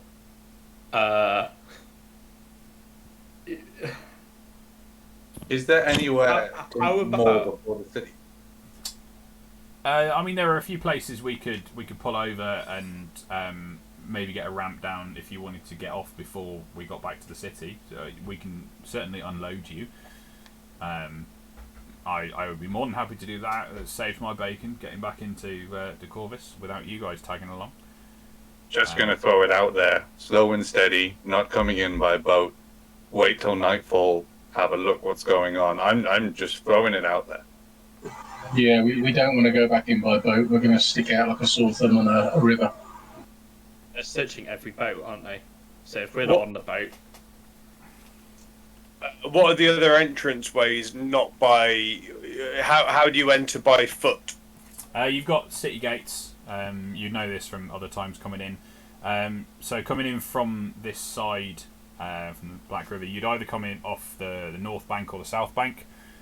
Right. I'm going to use north and south because that's how it appears on the map. It would actually be east and west because it's a north-south flowing river. But Would this here be like the gate entrance here, and this would be the other gate entrance? no, it's more like a bit further up here. Okay. And then can I see it?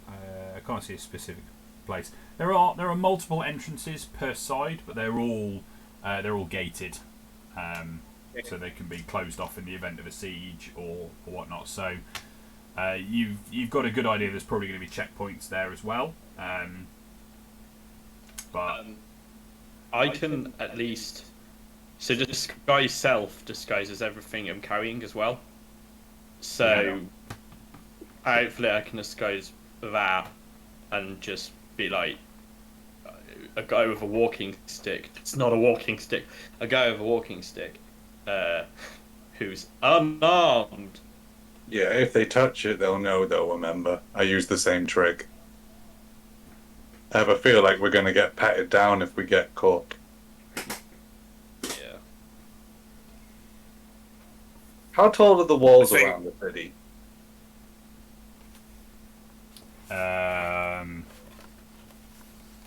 Tall. I don't have an exact size. I don't think, but they're probably going to be a good 20-30 feet, given that steam jacks are at least 10 feet, if not 15 feet tall.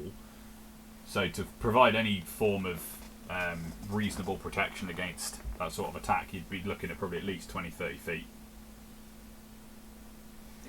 Interesting. Corvus is an old city. It's survived sieges, it's survived attacks. It's pretty fortified. Well, it's never come up against Corvish pasty before. So, He pigs. He pigs, sorry, not dogs. oh yeah, we changed, didn't we? That guy died. We got this guy. Welcome to the team, by the way.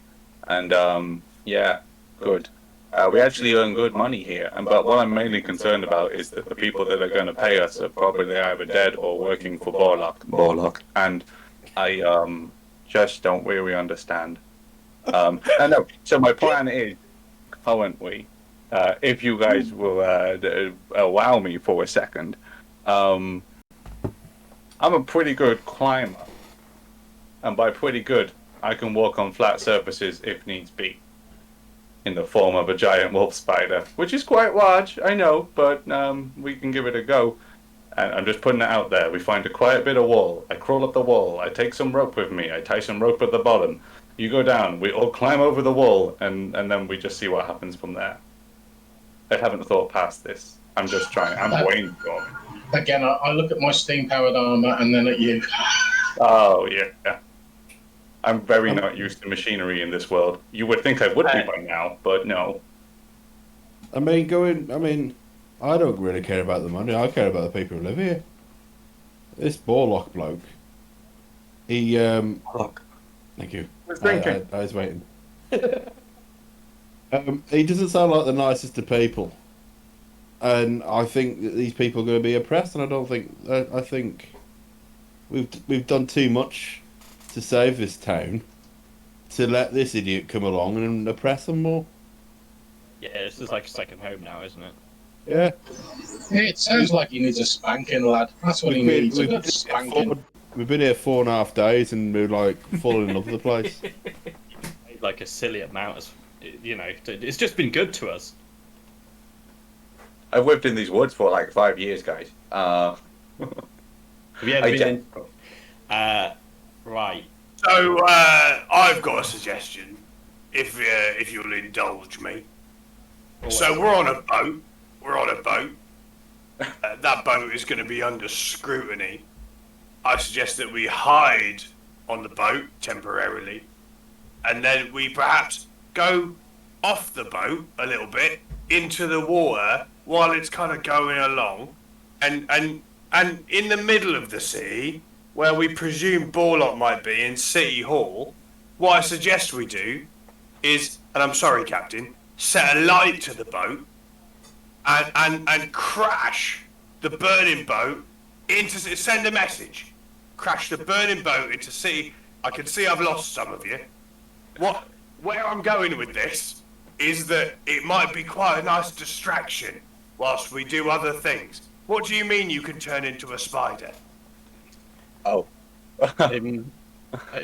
What's the I'm boat not made out of? explaining it again. Upon hearing this idea of burning the boat and crashing it, Squint throttles back on the boat to just an idle and calls across to you.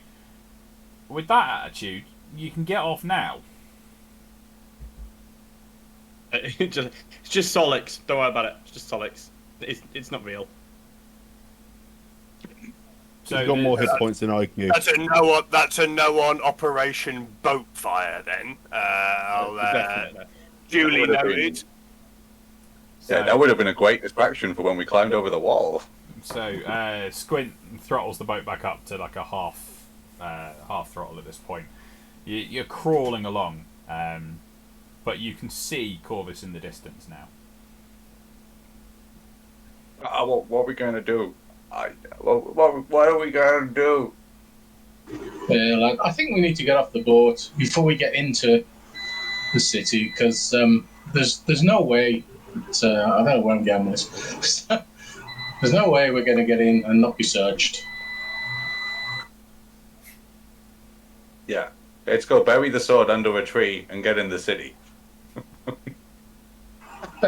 Hey, well, I think it's better to go in and scout out what's going on, leave our tools of our trade outside, and then at least we can go in maybe and see what's going on, and then go back and come back in and bash them. Yes, I think that sounds slightly more. I see now where I was going wrong with the boat fire concept. That sounds a lot more sensible. If it was our boat that we owned, I'd give you a little bit more thought about it. I mean, I'd probably reject your idea, but I'd still give you a little bit more thought about it. I appreciate the sentiment. Thank you. We don't actually own this boat. I do like the bury it somewhere outside of the city, and then because I just remembered we got that letter from an O bloke, didn't we? So maybe he'll find us. Either way, are we going to get off the boat and let the crew go on their merry way before we get to the city? Yeah, I don't think we should cause them off. We paid him up, haven't we? He's all paid up. I think so. I think you paid him. Either way, didn't you? Yeah. So Solix is gonna give him an additional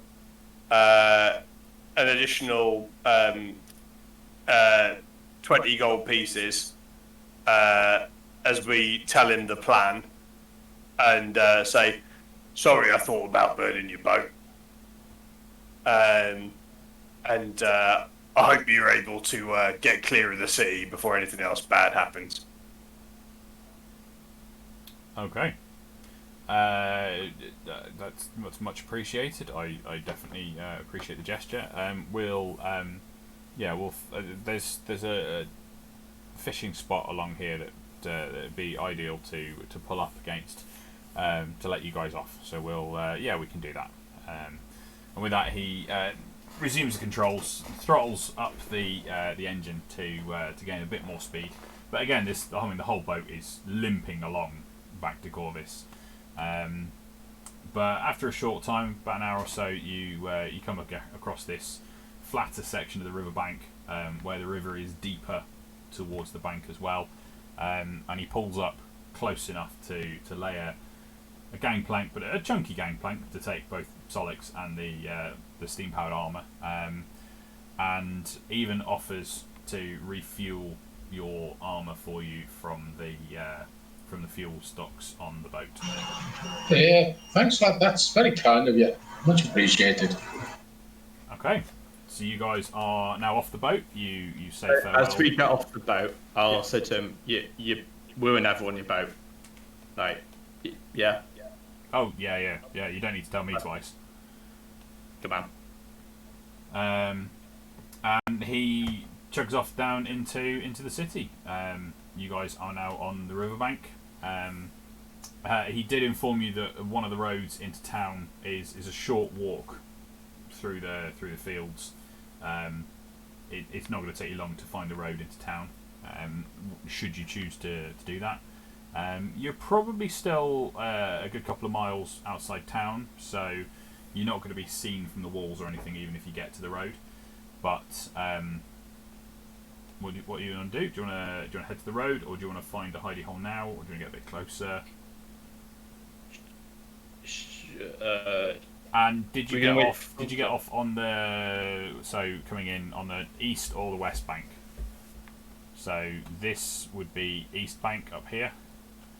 This would be west bank down here. I guess East bank. east, because that's east. Yeah. It's nearer there. Okay.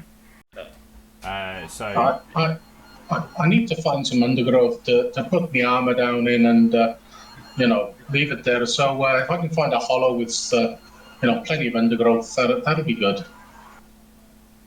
Okay. Are you looking for it in the vicinity of where you are, or are you going to try and get closer to the city first? I'm gonna look in the a little way towards the city. I think not. I don't want to be too close to this landing fishing point. Okay. You guys all in agreement? Anybody want to do anything before you head towards the city? No, get a bit closer. Okay. So you make your way through the fields and through small copse of trees, and you come across one of the main roads into Corvus. There's a reasonable amount of traffic going both ways. There seems to be a slightly larger volume of traffic heading away, but there's still definitely people heading to the city as well. You can see hushed conversations happen between a couple of sets of people as they pass, information being passed across, much like with Squint and Eden. And you can join I wouldn't exactly call it a throng. We're not talking like the road is packed, but you can join the gentle procession of farmers, merchants, whoever it is that are heading towards the city. You are definitely more armed and armoured than most of the other people on this road, so you would at this point stick out as a threat. But you can, I say, you're still a couple of miles away from the city, so you can definitely make some headway before needing to decide. As you also know that as you approach this part of the city, you will go past the Eastern Boneyard that you've visited previously. Which one was the Eastern Boneyard? Was that the? It was wood.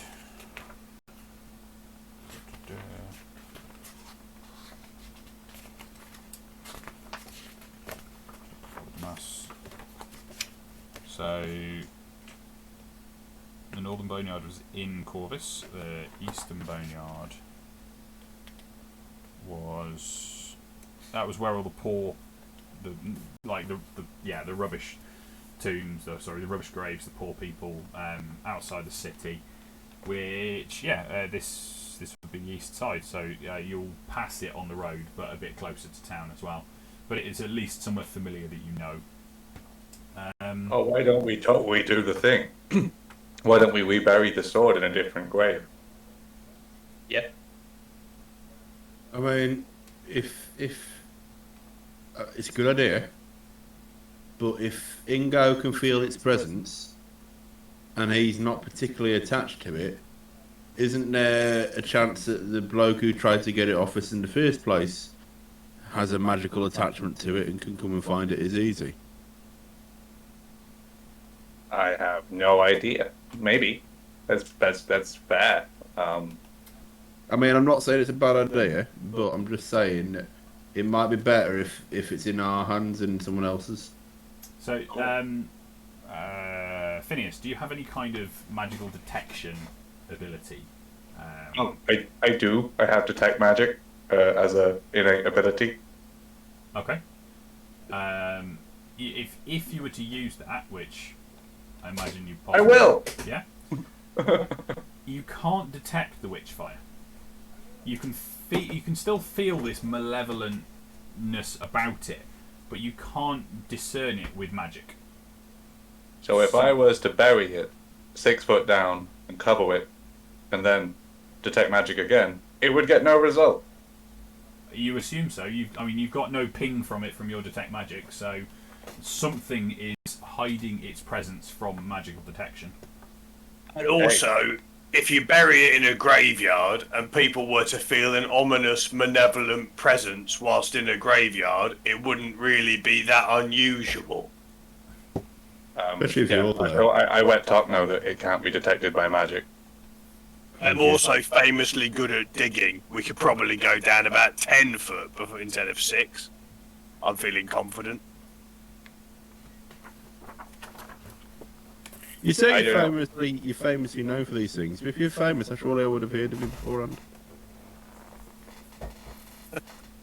He's famously known for not being known. Well, I'm famously known for my secretive, famous actions. I think we could all agree that Solix doesn't know what certain words mean. Probably. Yeah, so, I don't know, do you want to vote on it? I like the idea of burying it in a graveyard. I mean, if you can say that you can't find it, if you bury it, then I'm happy with that. Well, yep. I will tell the plants around here to keep an eye on it, okay? You know, I will chat to the little sparrows and make sure that they try and find me if they see some things going on. They probably won't, they're just animals, but I will ask them. Thank you, Phineas. That is very reassuring. Okay, so you guys are going to head to the Eastern Boneyard, which is easy enough to do without encountering any city watch. They all appear to still be inside the city. You break off the road into the Eastern Boneyard, and are you just dig a random location, or are you gonna find a grave to dig, or What time of day is it? It's probably early afternoon at this point. Okay, well, Wait for cover of night. probably for the best. Yeah. There's been some grave digging going on recently in this place, so. Yep, should be quite easy to get away with considering we were investigating it. Yep. Well, you guys were. Okay. Okay, we'll wait. Yeah, so what do you think? We need to find a grave that is easily recognizable. I can put a mark to recognise where it is. Okay. It's, I was going to come up with a whole plan, like we go to this grave, we move 3 graves up, then we take 4 steps to the right, and then we turn around 7 times. I was going to suggest, like, I'll put it on this grave, but we'll dig it on this grave and make people think, oh, it's buried here. Excellent. And then they're like, oh, it's already been dug up. Oh, you're so clever. Yeah. I have no problem with this and foresee nothing going wrong with it. Here is the most powerful sword I've ever seen. Let's bury it. I'm really all for this. I just have very low charisma, sorry. Where are you going to bury it then? There's a lot of options, isn't it? Yeah, well, I feel bad in a way about digging up a grave, but in another way...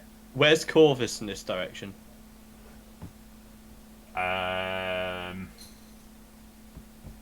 Good question. Off the right hand side of the map would be towards Corvus. Somewhere What's far away? fine. Up here, this one? Something like that? I mean, the whole boneyard is a decent ways outside the city, so and this is a small snapshot of the boneyard. Okay. Where are you going? Where are you sticking it? Just make a mark, put a cross or something on the map, and Pin the tail on the graveyard. and what are you doing with? But then Chris will know where it is. Who's Chris? And he does the bad guy.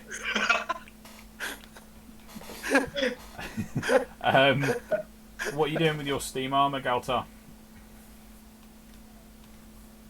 Well, Eddie, I think I'm going to find a hollow or something where I can lay it down, and cover it with brush and twigs and leaves. Okay. Am I going to be okay travelling in my normal armour still, just without my weapons? So you get the impression that... Actually, well, you don't know at this point. So you know that swords are being taken, but other weapons aren't. Okay. So that could influence your decision. Big touches, I swear to God. I will. I'll leave my sword. I'll take the other bits and pieces with me. But obviously they're looking for the Witchfire, so I'll leave my Caspian battle blade. In fact, I'll say, would anyone have any objections with me popping this in the same hole? I'm probably going to put Hussar in there, so don't you worry. I'll put my rifle in it, but I'll keep my pistol. Okay. Yeah, lad, I'll put my carbine in there and just take my rivet gun and my big spanner. We can make up an excuse saying that you're disabled and that's why you need power armor.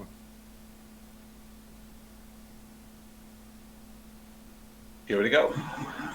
Yeah, well, if you think they'll go for it, if they don't, I'm gonna have to smash some things though.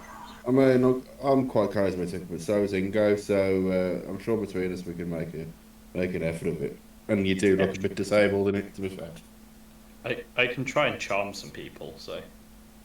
I mean, you get the impression from what's been said so far that the armour on Solix, the stature of Solix is probably going to get the group searched anyway, and the steam armour will probably would get you stopped and searched.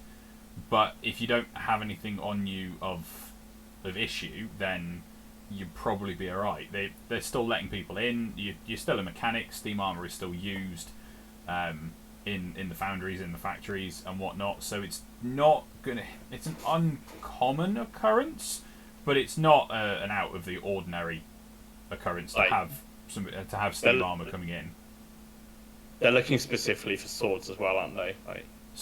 You were told they are confiscating swords and they are confiscating firearms. So you guys, Ingo and Tok, you get the impression that Solix and Galtar, especially in his armour, will get searched. And anybody with them will almost certainly get searched.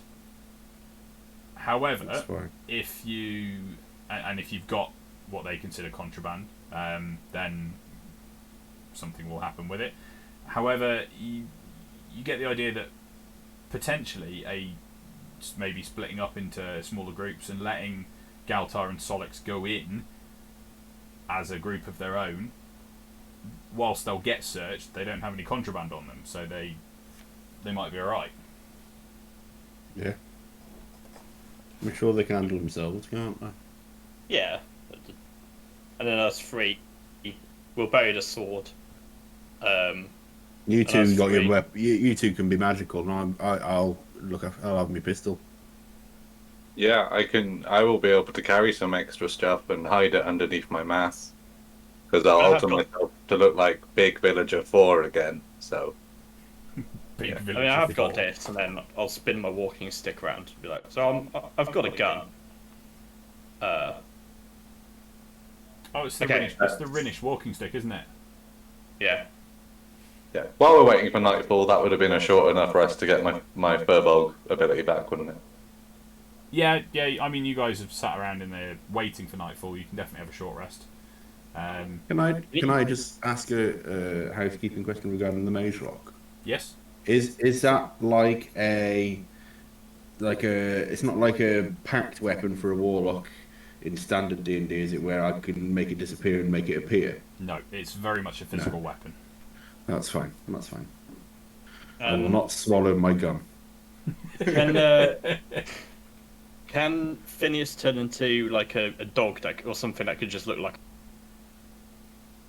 Yeah, but I could also make myself look like a smaller villager. But yeah, I can look like a dog. I mean, I could turn into an actual dog if you want. I mean, that just saves us from. It saves you from getting searched because you're a dog. Why would they search a dog? Yeah, that's true. Okay, I can do that. You're my good boy. And then I haven't done it yet. That was peculiar. you always start, don't you, wife?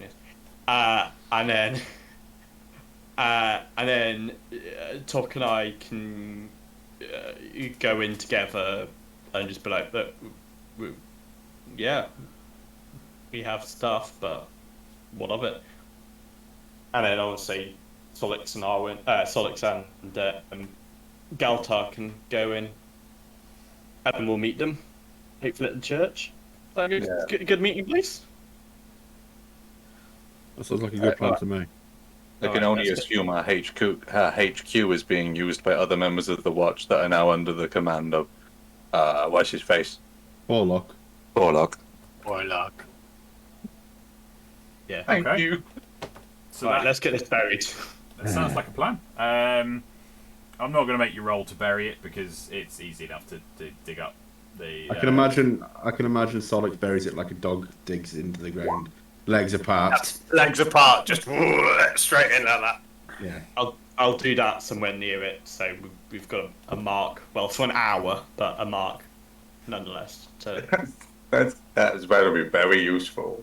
We're still over an hour away from the city, I assume. oh yeah. Uh, Never mind. I think that realistically, Solix's approach to digging is less likely to be moving Earth from one place to another, but just repeatedly punching the Earth until it goes down far enough. Just compacting it. So we turn the soil into rock. Is Yeah. effectively what we've. But if you remove, so Solix, the premise of digging is Make a cave. you can make a hole and then you replace the stuff you've taken out and put it on top. Now we've just got the sword sitting at the bottom of a dint. I mean, thank you for your true help there, but I think we need a shovel. It's like you played shot put with it or something. Yeah, we've just got a divot. Can you please replace the divot? I'll do the leg dig. Have you also done this into someone's grave? Have you just punched someone's grave further into the ground? Into oblivion. I just punched someone's grave into oblivion. Right. So we'll meet up with Father Dumas. Ask him for holy forgiveness for desecrating a grave and punching some old granny's corpse, and then we'll. Tell him we killed his niece. Yes, we've got to do that.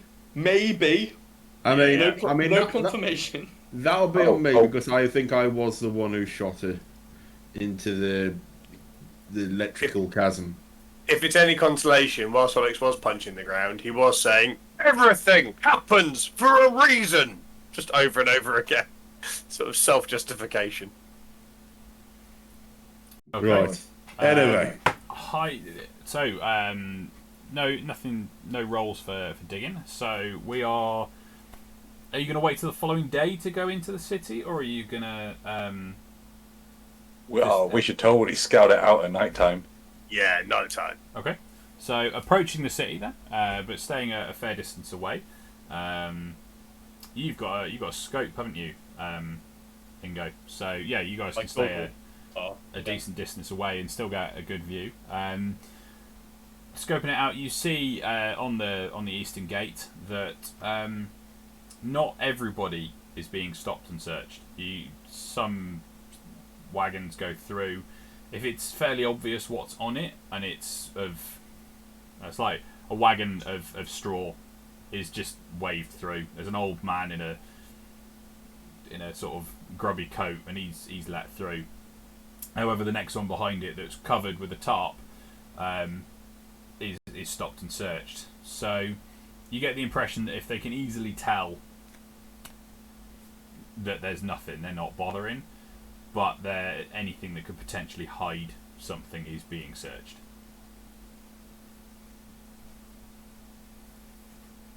Okay. Any other information you were hoping for? How many people are there per checkpoint searching? So there's 2 guardsmen who come out to search anything that is, but you can see another 6 milling around in the gateway. Over the course of your watching them, they rotate between which 2 come out. So some of them are sat down. You can see one of them's got a ledger in front of them and appears to be writing down as stuff comes in and goes out. You've got 2 of them are doing sort of a check out as people come out of the city, and then you've got 2 coming out to check things that are coming into the city. Okay. No, I think we've just got to go with what we're hoping is going to work. Yeah, I guess so. Okay. Are you guys going in during the night, or are you waiting for the morning? It's entirely up to you. So, are you on Twitch for morning? Yeah, if we wait till morning, I would like to watch as much as I can throughout the night to see if they change shift at any point, or if there's a swap over, or if there's always 6 guards present. Either way, it sounds like it's doable. Okay. So yeah, over the course of the night, you do see a shift change. However, we just lost someone. We just lost Mark. Mark, no! No. No! There he is. Mark, yeah! You need to put his camera on. And you push to talk still if you are talking. There he is. Just having Internet issues, I a think. few audio issues, so I thought I'd just drop out, come back again. Right. Okay. Right. No, we got you now. Okay, so yeah, you see a shift change. Another 6 guard arrive, along with somebody who you might be able to identify as of a higher rank.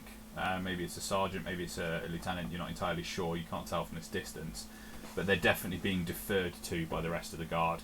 And he arrives with the 6 replacements, does a handover with them, and then the 6 that were on duty then walk off again with the higher rank chap as well. Okay, cool. Cool. Also noticed during the handover that nobody's let in or out. The entire checkpoint is sort of closed while this handover happens. Okay. No, that's cool. Go in the morning like we planned makes sense. Okay. Okay. So you guys, you tuck down. You're not having a long rest because you've been up for most of the night doing surveillance and digging and whatnot. So, but Punching. yeah. Yeah. But morning rolls around. You're well rested at this point. You're a little bit tired because you've been up for probably 24 hours at this point. However, the start of your day was fairly lax, so you're doing all right at the minute. And you head down. Which group is going first? Is Tok and Solix going? Galtar and Solix going first, or are Ingo, Tok, and Phineas going first? Should we try let Solix and Galtar I think if go? Galtar, they'll be busy searching us and Yeah, we'll search go. you over. We'll go first. Okay. So leaving enough distance between the 2 groups to make it obvious that you're not together. Galtar and Solix, you head down to the checkpoint. You join the queue of people entering the city, and it takes about 10-15 minutes or so before you get to the front of this queue, and you are stopped by the guards. They both step out in front of you, the hands up. Yeah. Oh, my hand disappears. There we are. Hands up to stop. Step to one side, please. Need to inspect your belongings. Good evening, officer. By all means. Okay. So you step to one side, and the 2 guardsmen who are doing the searching, they step over to you, Solix. What do you need? What do you need them weapons for? What's your business in the city? These? Well, I'm a salesman. These I'm coming to the city to sell these to a local weapon shop. I made these, as you can see, fine craftsmanship, and I come quite frequently. I'm surprised you've not seen me before. In fact, I don't recognise you, but I come in all the time, and I sell these. It's how I make my money. Make a persuasion check for me. Persuasion or deception? You could say it's quite fine with spirit. Because I've only just realised I have guidance as a cantrip, can I retroactively use it? What's the It gets 1d4 in an ability check. what's the time frame on it? Oh wait, yeah, it's just a minute, that one, isn't it, I think? Oh yeah, it's only a minute. Nah, probably wouldn't have worked. You're telling tall tales. You're not a merchant. You ain't got the look of a merchant about you. Are you wearing that heavy armour for as well? Merchant wouldn't be doing Well, that. no, Pulling my leg. it's a demonstration. I'm a blacksmith who sells my wares on the road.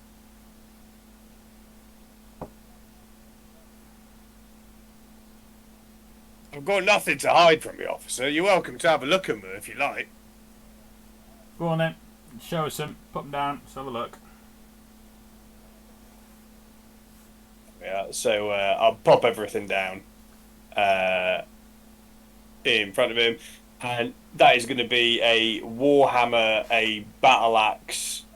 That's it. But it's just a warhammer and a battle axe and a shield. Shield? Just a shield? It's just a normal shield there with some detailing on the front, as you can see.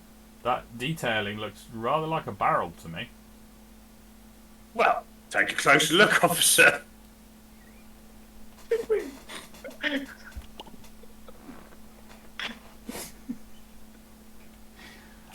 While I'm doing this, is there any chance anyone else is trying to slip by? Because this is about as distracting as I can be. You guys aren't really causing a distraction at this point. You're just trying to get yourselves through because the queue is behind you. So some people are being waved past if they're like there's an old beggar is waved past. But anything of size, any groups that might need searching are being made to wait. But while this is happening, Galtar, you're in your armour? Are you? Mark?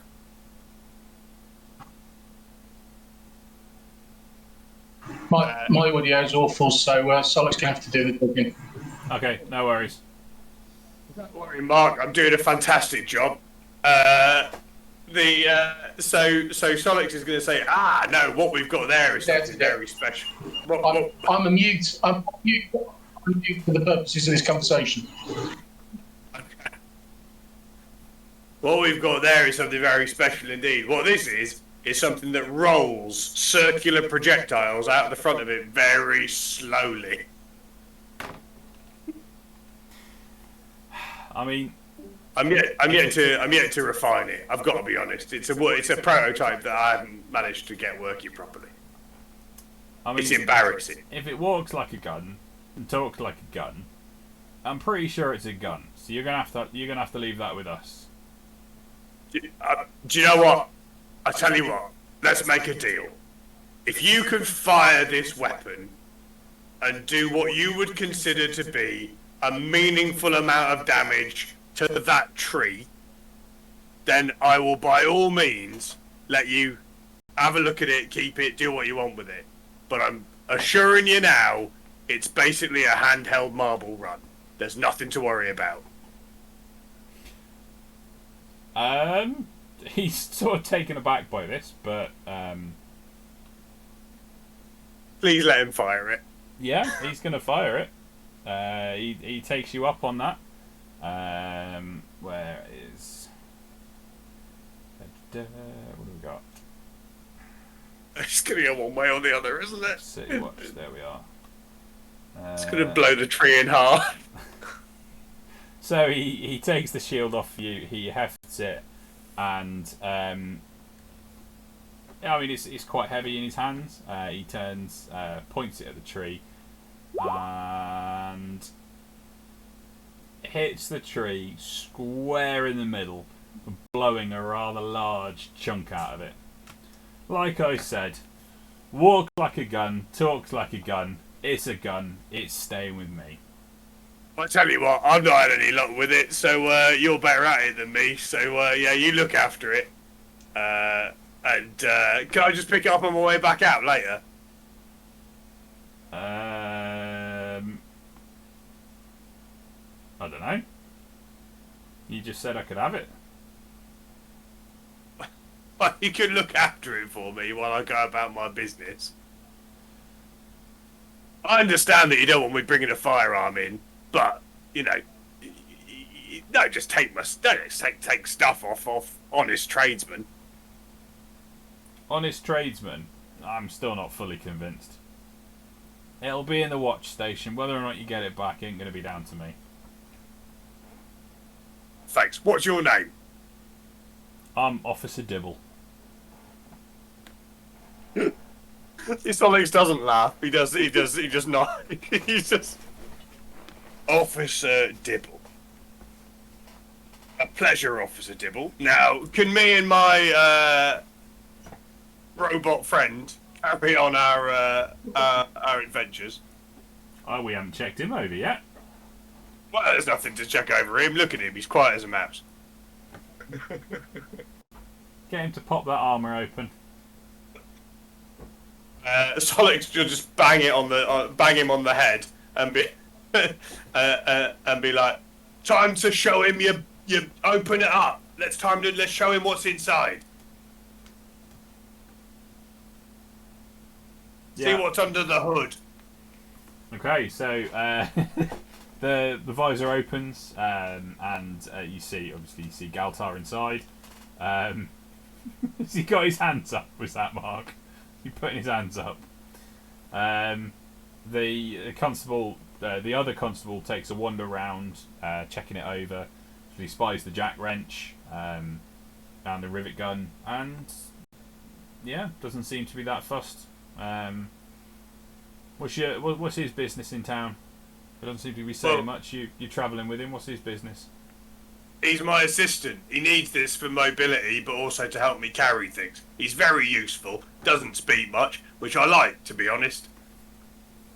I'm sure you've had enough people working for you in your line of work to have the quiet pleasure of knowing someone that knows when to stop talking.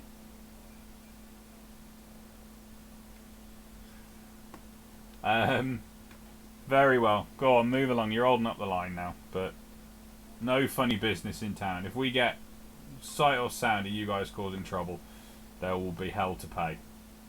Officer Dibble, you won't hear a double. Have a lovely evening. Okay. You guys are in. Now, Chris, it is an absolute wonder that you let that you let any of that fly. Thank you for indulging me. I was totally waiting for you can call me Top Cat and walk off. Anyway. So you guys head in. I'm going to restart the system, guys, so I'll be back on in a few seconds. No worries.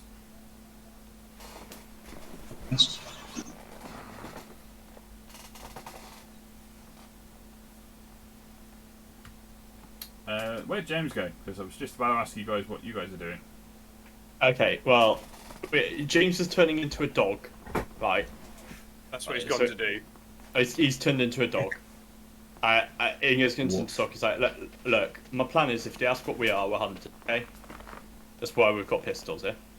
We're hunters, alright? You follow? Yeah. Okay. That's fine. I've got a backstory as well. Yeah, cool. He's our dog. He's a hunting dog, and goblins are handy to have around as hunters, right? Are your weapons concealed at least? Mine is, yes. Yeah. And I got my walking stick, and I'm visibly using it as a walking stick. Where is your repeating pistol? I think I left it with Huzzah. Did you? Okay. Yeah. Didn't realise that. I think yeah. So I've got my mace, my electro mace, but I left the flamethrower, the pistol. Okay.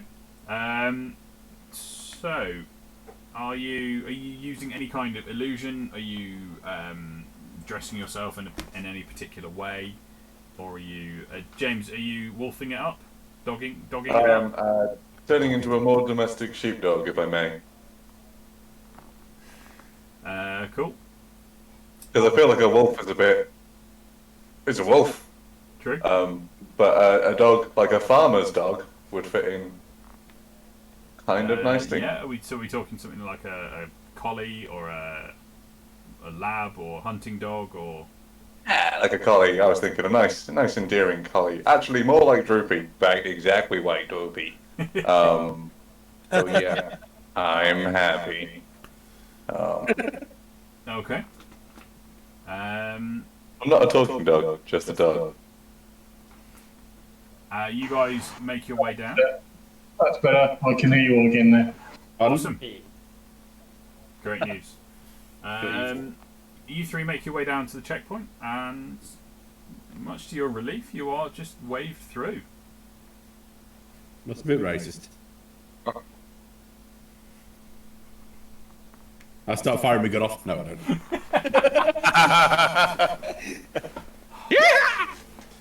It just to talk like that worked surprisingly well. Yeah. Oh. It's like when you buy alcohol when you're just over the age and you buy an alcohol and you go, what? You didn't ID me? Why not? It's like Tuck's like, what? I got through. All that trouble. Bang, bang, bang. What? I've never been ID'd, surprisingly. I got ID'd because my wife said, Come on. what? You're not IDing him. He's younger than me. So they ID'd me. I have looked 40 from the age of 10, so. Okay, you guys are all inside the city.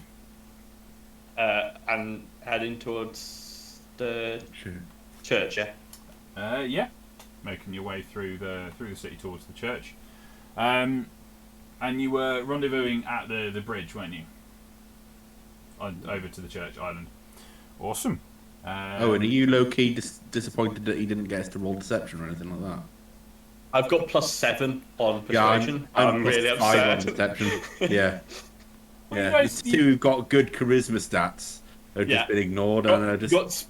Got spells to try and get us through. Yeah, no, yeah, we just do it. We're that good Absolutely. anyway. Yeah, go on, We're let's get that through. good. Made it. Yeah. Yeah. That's such the way of it, is that you're like, oh no, we need to be prepared for this. Let's just definitely just walk through, and we're gonna have to do all of this. There's like, no, just go through. You're like, oh man, it's brilliant. So, the Church of Morrow map has had a bit of a revamp as well. I had a bit of fun with this one. It probably needs a few more buildings around and stuff, but yeah, this was a bit of fun to make. So you guys rendezvous at the head of the bridge and make your way over. It's really lovely. And where are we? Here we go. Imagine the house prices though. Church behind you, next to in the middle of a city. Oh, they're expensive, I bet. This is the expensive part of the city as well. This is the posh part. Lovely Of the city. view. They've all got Yeah. little garages. This is quite possibly Port Hill, isn't it? Yeah, it's Port. Port Hill. Yeah. 100 gold a day. Can we afford Bit it? England. Yeah, that's true. They could. Yeah. Okay. The inside of the church has also had a revamp as well. I've completely redone the inside, so you've got actually the right places to go. However, at the moment, your footsteps echo in the empty marble cathedral. There is no sign of Father Dumas or anyone else, but you see some broken glass and splintered furniture littering the floor. 5 figures step out of the shadowy refectory into the light of the cathedral. Foremost is a black-clad inquisitor. a sickly-looking man with a hooked nose. Beside him is Captain Hellstrom, who levels the pistol in his hand at you. A trio of burly watchmen stand behind the two men. Two hold heavy crossbows at the ready, while the third rests his hand on the pommel of his sword. "These are the ones," rasps the Inquisitor as he points at your group. "Indeed they are," answers Hellstrom, fixing you with his steely gaze, "and they've been most troublesome." The Inquisitor moves forward with his hand outstretched. "You should have accepted our friendship while you had the chance. I'm afraid that..." Hellstrom's pistol thunders, and the Inquisitor falls to the floor, hissing in pain and rage. Nice, good. The gunfire reverberates off the stone walls, and a cloud of acrid smoke fills the room. The watchman bearing the sword steps forward and delivers a coup de grace to the black-clad Inquisitor. "Morrow, forgive us for staining these floors with blood," Hellstrom says. "Take care of that," he orders his men. "He must not be found, or it will be our ruin." He steps forward to address your group. "I'm afraid that I have some bad news. Vinter Railthorn has returned, and he controls this city. Father Dumas has been taken by the Inquisition." I'm sure you've got many questions, and I've got some of my own. Let's retire to a more private room and hash out what we can quickly before we are discovered. So Okay. with that, he leads you off to a side room, one of the ones you've been in before. You got any flat pig? I'm afraid that nobody's here. The servants have all been removed. Father Damas has been taken by the Inquisition, and is going to need your help very soon. Now, tell me, did you stop Alexia? Did you tell me what happened? I mean, stop is one way of putting it. Yeah. We're not positive, but she might have been taken to a permanent end. We're not. Yeah. We're not positive. And the sword? Don't. No, It's safe. good. Don't. It's safe. That's fine. Don't tell me where. No. It's better if I don't know. But if it's safe, that's We don't brilliant. And a wink. Now, I better fill you in on some of the details. Please do. Vinter Railthorn, he's in the city, and the leader of the Inquisition, Van Oberon, has been in Corvus for some time, setting up this coup. Magistrate Borlock, who's now the mayor, he's been working for Oberon, who in turn works for Railthorn. Unfortunately, the Watch are being forced to play along with the Inquisition. If they refuse, their lives and the lives of their families are forfeit. Many good men are being forced into doing terrible things. Oberon is obsessed with retrieving the Witchfire. It's unspeakably powerful, and he must not be allowed to have it. It must be important to Railthorn the Elder's plans to retake Signa. Oberon is convinced that Father Dumas knows where the sword is, and he's probably torturing him at this very moment. Now, I do know from speaking to Father Dumas before he was taken, after you guys left, Father Dumas knows how to store the sword safely, which is going to be paramount in the days to come.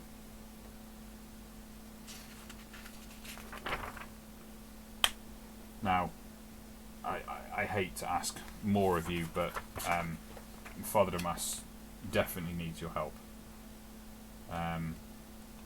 But I believe I owe you this first. And he pays you. What did he agree to pay you? I can't remember now. Oh, 8,000 a day. I knew that was coming when I said I don't remember. Platinum. 8,000 platinum.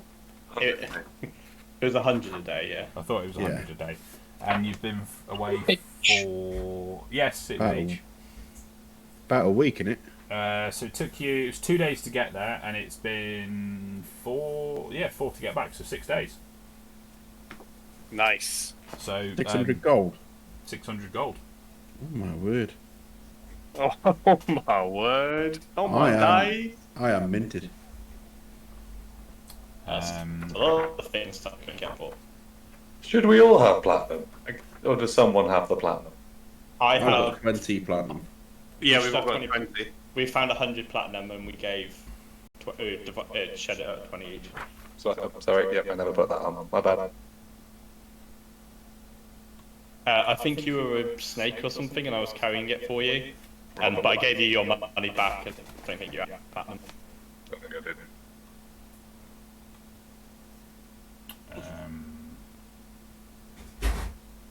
Have I failed to get this ready? So, Captain Hellstrom asks you: Are you willing to help me get Father Damas free? Oh yeah, I don't anything for Father Mac. Yeah. We're this deep into it now. It's whatever, just to get Corvus on a straight and narrow. We're here, I guess.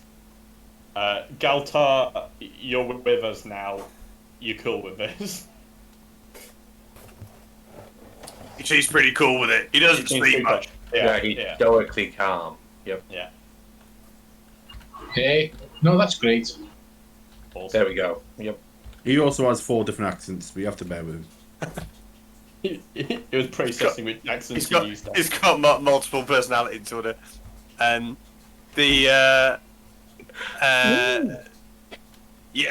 anything to save the bish. So let's go and find him. Okay. He hands you Toot on my armour. Toot toot. hands you a slip of paper with a crudely drawn map on it. Did you say Quite the rudely or cartographer. crudely? Crudely. There's a K, curly K at the beginning of that. Does the entrance to the sewer the place where we came up from when we originally went down to the catacombs? Sorry, say that again? So you know when we went down to the catacombs earlier, Yep. previously, is that where the entrance to the sewer is? On this map? Yeah. No, it's not. So, What we were in were the 3.5 sewers, but now we're in the 5 point. Yeah. so you were originally in the sewers underneath the church that led into the catacombs and whatnot, and around this area. The section you are going to now is going to be. Let me pop you back onto the Corvus map.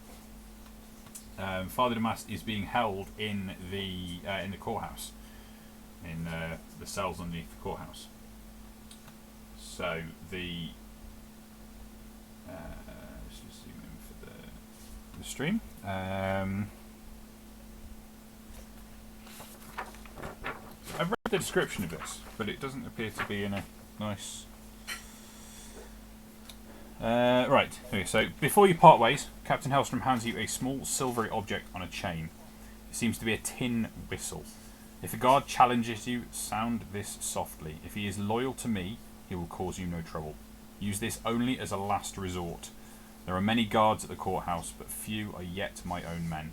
None of Railthorn's men can be allowed to learn of this signal. The lives of my agents are at stake. As you take the whistle, the captain gives you one last piece of advice. The sewers are full of rats and other things too. The guards have some kind of pet down there that they feed troublemakers to. I hear it hates the light though, so it should be easy to drive away if you see it.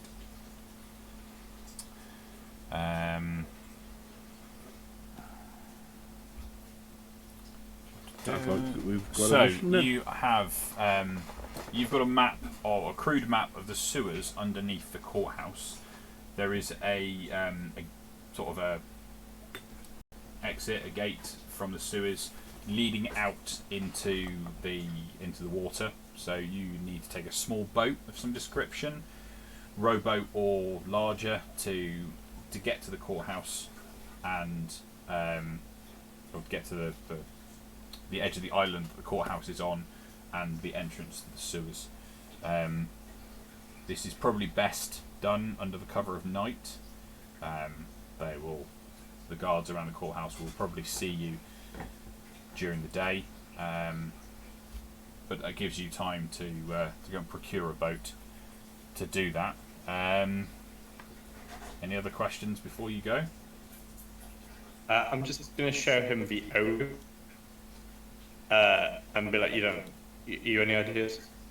What are you showing him? Sorry, the.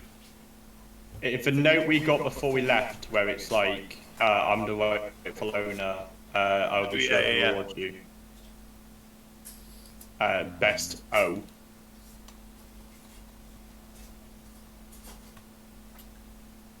This one. Yeah, that's one. So he has a look over it. Well, I mean, given his interest in the Witchfire, that's almost certainly from Var Oberon. Yeah, that's what I thought. The lead Inquisitor. Certainly don't meet up with him if you're contacted again. Yeah. No worries. Okay. Let's find a boat. How are you going to go about that? Are you going to go out to the docks or what? Elstrom doesn't have one he's got floating around. You're asking Hellstrom if he's got a boat floating around. Yeah. Never know with these kind of watch captains. A boat, Andy? You got a spare boat, mate? No, unfortunately, I don't have a spare boat. I was hoping you guys could procure that.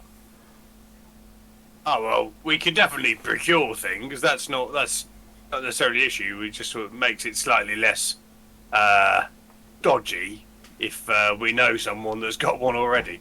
Do you have any contacts down in the dock that might be able to put us in touch with a little rowboat that'll do the job, or are we just going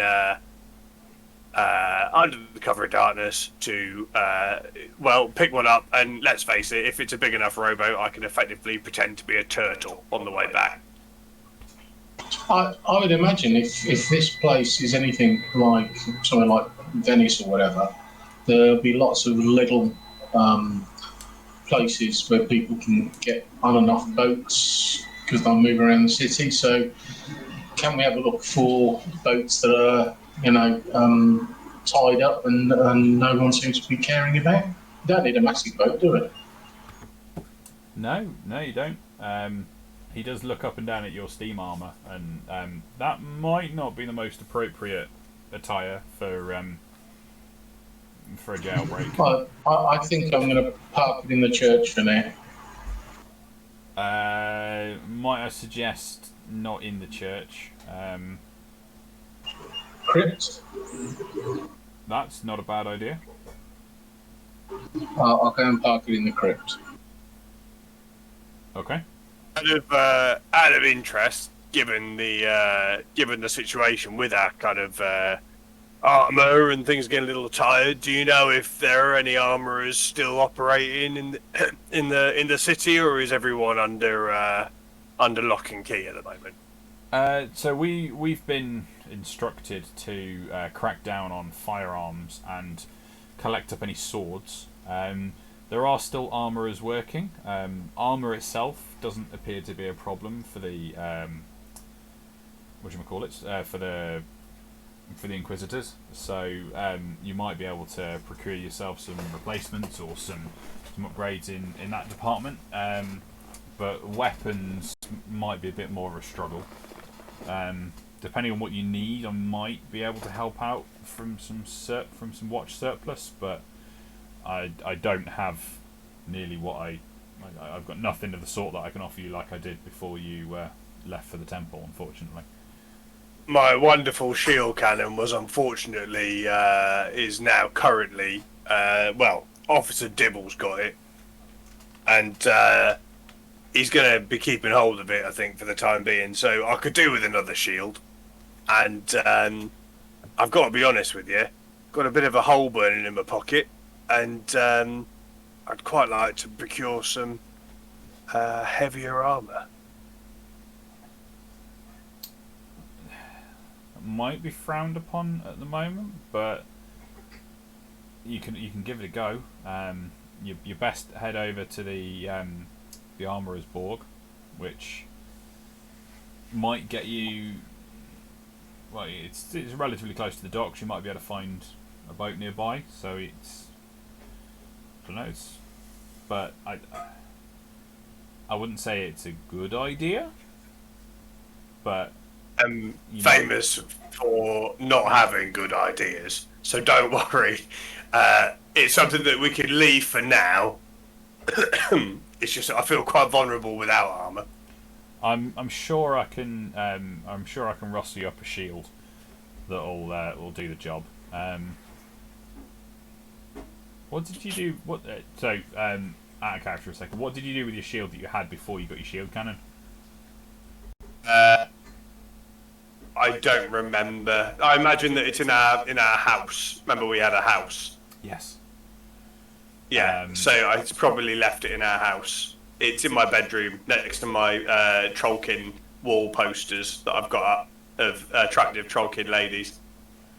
So that as that safe house was off the books, I hadn't actually pushed the paperwork through properly before the Inquisition took over. So that's still available for your use.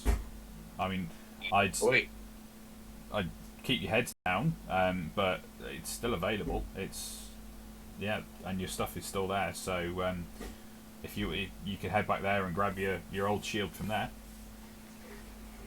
Sounds like a plan to me. I don't know if that's all right. Has anyone else got anything there that they want to pick up? No, just me. No, but if I just look at Captain, if you've got a shield I can buy, that'd be lovely. Just a nice shield.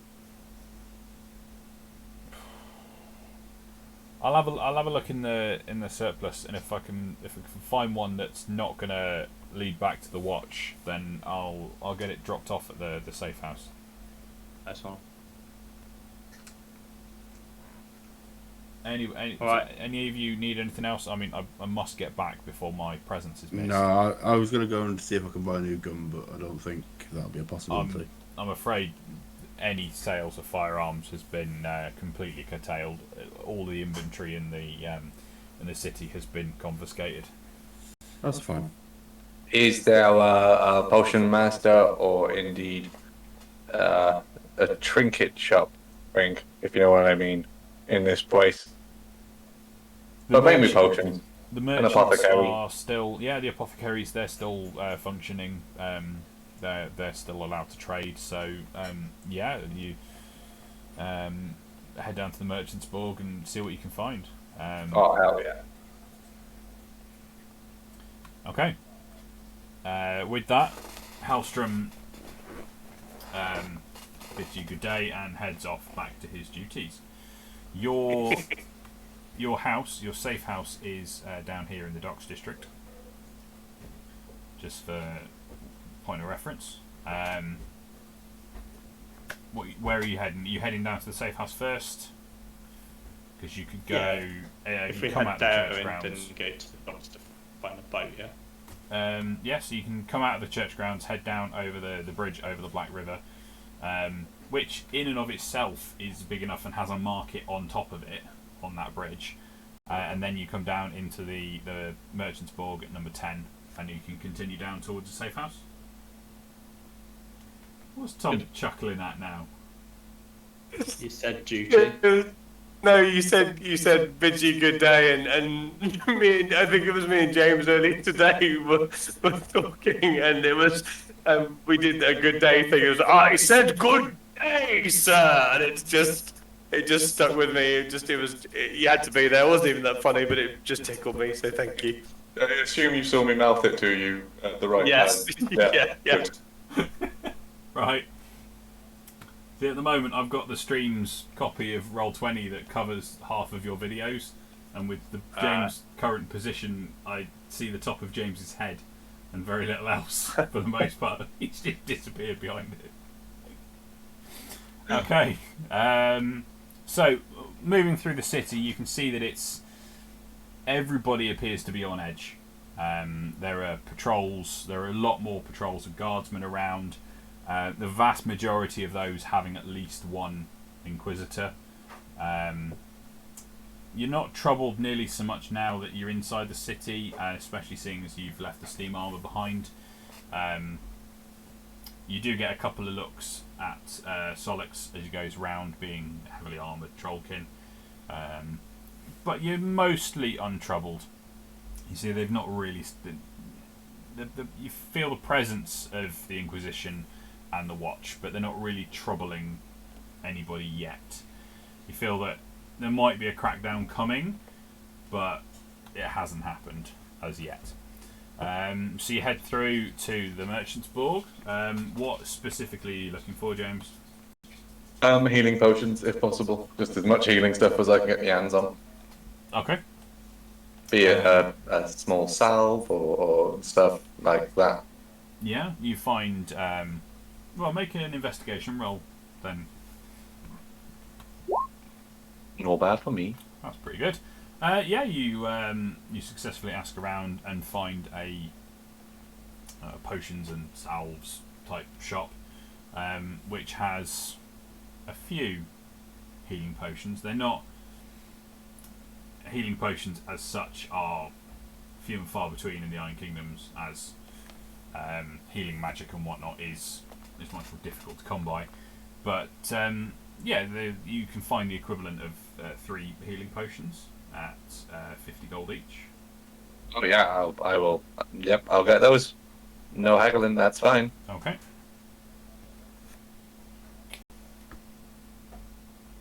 Anybody else? Anything while you're in the Merchant's Borg?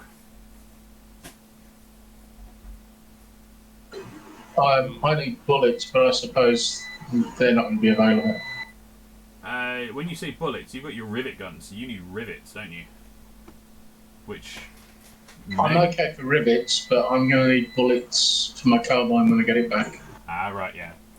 I mean, all of the weapon, all the shops that you would have thought would be carrying firearms do appear to have been stripped of their stock.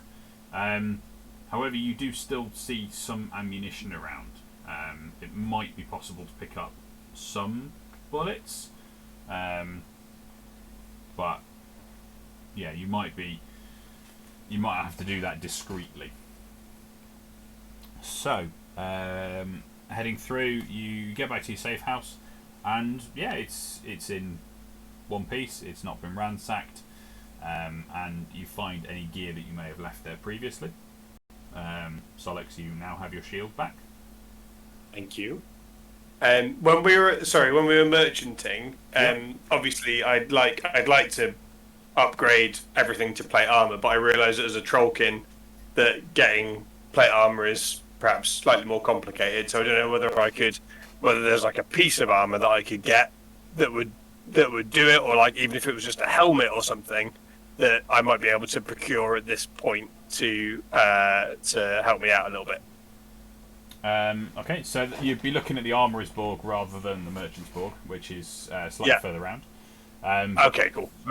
Once you've got to your safe house, you can make a trip out there if you want. Whether the other guys want to go looking for a boat at the same time, or you're all going to go together, it's up to you. What time did I? I don't mind if you guys want to go boat hunting while I go and try and get a helmet. I just want to. Sorry. Tok, do you have a potion already? I've got a potion already, yeah. Cool, then I would like to give one to Solix and one to Ingo, so you both have a potion each. But if I can't heal you. Okay? I assume it was the 2d4 plus 2 one. Yes. Yeah.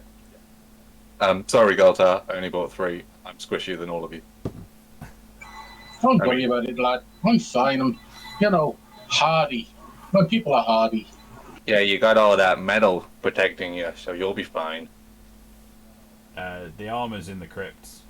Yeah, Norman. Oh, I'm very sorry. Actually, you are very unprotected. Here, have my potion. There you go. No, lad. I've got my apron and my shield. I'm quite well protected. Don't worry about it. Okay. I'm sorry. Thank you. I'll look after you. It's fine. Okay. Did Captain Hellstrom manage to find shield?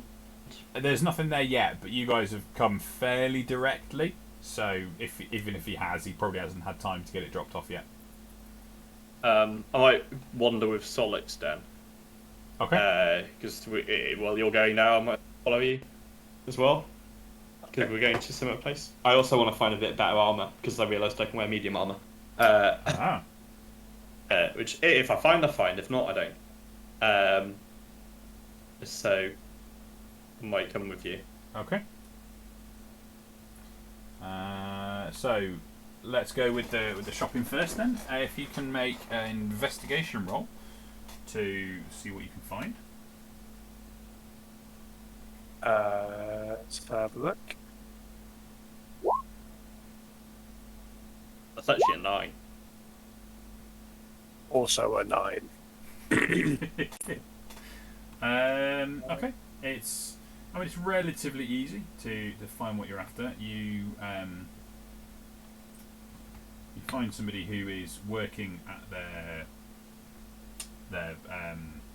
anvil, hammering out sheets of metal into shape. What are you after? Well, Solix would like pretty much a full plate armor set, which I realise is going to be probably have to be custom made for a Solix size creature. Yeah, he looks you up and down and looks at the piece he's been hammering out that appears to be a breastplate for a human-sized character that might just about like go on the back of your hand. Maybe not that small, but yeah. You might be able to wear it as a shoulder pad. Yeah. So he looks you up and down and goes, "Yeah, you might be right there. I mean, I've got the materials, but it's going to take me some time to make it fit for yourself. If you want to commission me to make it, I'm more than happy to. Have you got anything? Have you got anything on hand at the moment, like a helmet, for example, of Trollkin size? Not really that'd fit on your noggin, my friend. It's it's a bit bigger than most. And what would your price be for me to commission you for such a set of pieces? I mean, at the moment with the scarcity of getting materials in, it's. I mean, you did just say you had enough. Let's not negotiate too heavily at this point. You did show your cards somewhat a moment ago.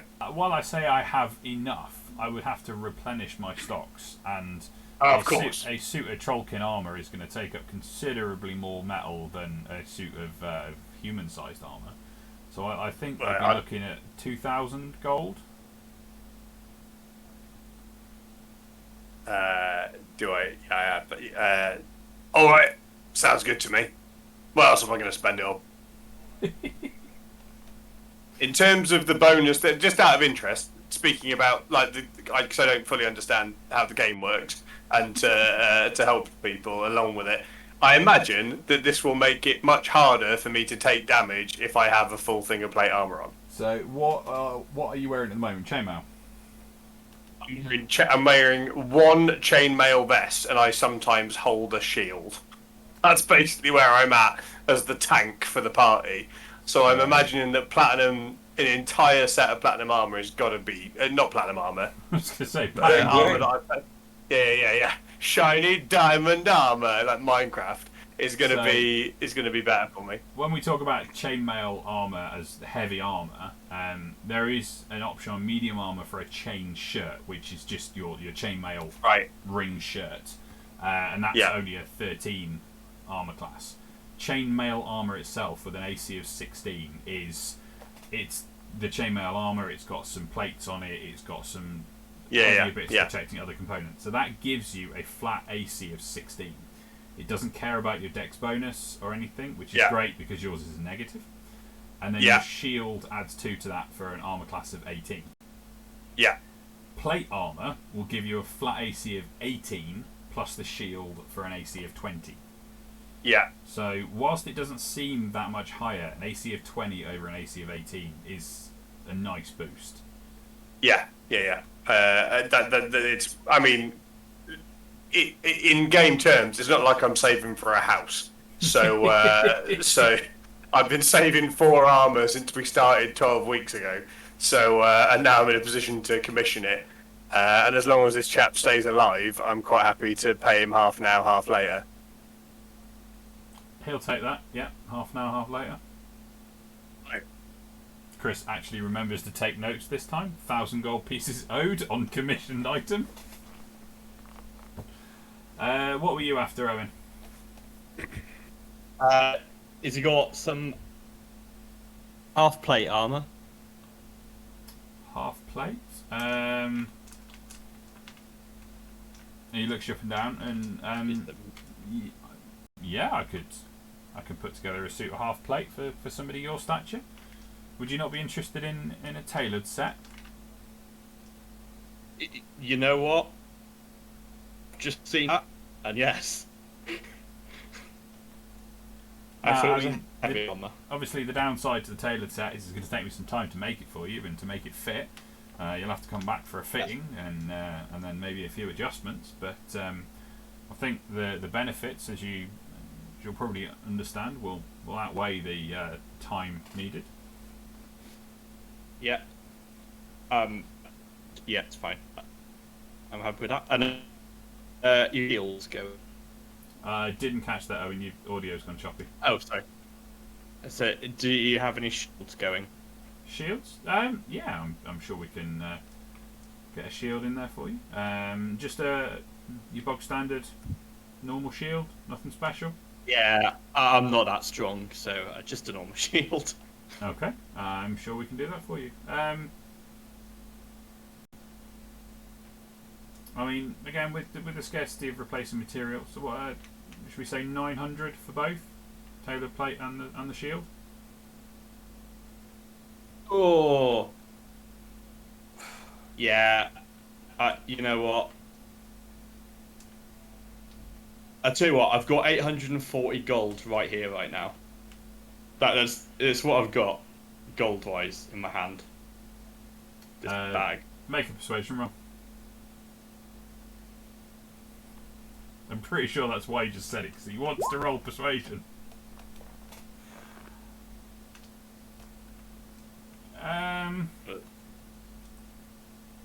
So that's 14, actually. It's a 14, is it? Cool. Yeah. He ums and ahs for a second, but go on then. Yeah, go on then. That'll have to do. Now just give him all my gold. Okay. And then I get a shield. So you've got a shield now. You Yeah. have to come back for fittings for the tailored plate. He says if you come back tomorrow, sometime during the day, I can take a first fitting, and then probably a couple of days after that we can get it finally fit onto you. I will try come back tomorrow. I can't promise when it is, but I will try. Okay, tomorrow at the earliest. Okay, but, thank you. okay. Brilliant. I'm happy. So, for those unaware of the new items in the Iron Kingdom's Requiem, tailored plate is defensively the same as half plate. However, because it is tailored to the body and to the wearer, it doesn't suffer disadvantage on stealth checks.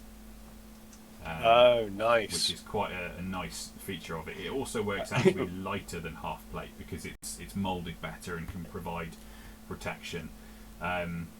Tailored plate to me is... Have you seen A Knight's Tale? Mm-hmm. Tailored plate is what Heath Ledger's character wears when he just steps up onto the horse without any assistance while the other knights are all fighting to get onto their horses. It's that really nicely fitted, perfect suit of armour that just moves and flows. So, yeah. One of the best films ever made. Farrah, I said it. Oh, yeah, it's fantastic. Brilliant. Okay, are you... So that's you guys done with the shopping? Yeah. You guys are going to... Are you heading to the docks to find a boat, or were you going to look in a more general waterside area for a small gondola-type function boat? I mean, can we have a small gondola with Sonic's Infinity? I mean, they might have to gunnel bob it, but... Yeah. When I say small gondola, I mean you're either going down to the docks to look for a boat, which might be a mid-sized rowboat, it might be something else, or as Mark alluded to earlier, the idea of having these small, like taxi type boats that you might be able to liberate, like rowboats or small steam engine or something. It depends on what you're going to try and do. The docks, as you've already heard, is being patrolled, is being searched, so might not be the best time to try and liberate or acquire a boat from a heavily patrolled area. But I leave it up to you guys how you want to proceed. I think one boat would be best, rather than Agreed. liberating multiple, because, like, what's shiftier, like 4 boats turning up, or one boat with 6 people on? Okay. But where we're going to The get first one. Yeah, the first one. You're right. Yeah. Mm-hmm. No. Yeah, like we need to avoid the docks because we're gonna get rumbled. We need to find a boat, maybe abandoned and unloved. Well, when we nick it, it will be. So, yeah, this was so we could get into the sewers again, right? Let me check the map. So, yeah, this is so that you can get to this island here. Yes. And the entrance you're looking for is above ground, but not massively so. But yeah, you'll need a boat of some description to get to the island in the first place. Cool. Cool. Well, all right, let's work for a boat. But not at the docks. Anywhere but the docks. Okay. We've never had much luck with the docks, have we? Not really. And you got a little bit hoodwinked last time you went to the docks, didn't you? Mm. So, you've got these sorts of areas that you could go and look to see if you can find just a mid-size rowboat to take you over there. If you want to... What are we going to look at? Investigation? Say again? Yeah, possibly. I think we need to find somewhere to maybe look for a nice house with a more side riverside mooring.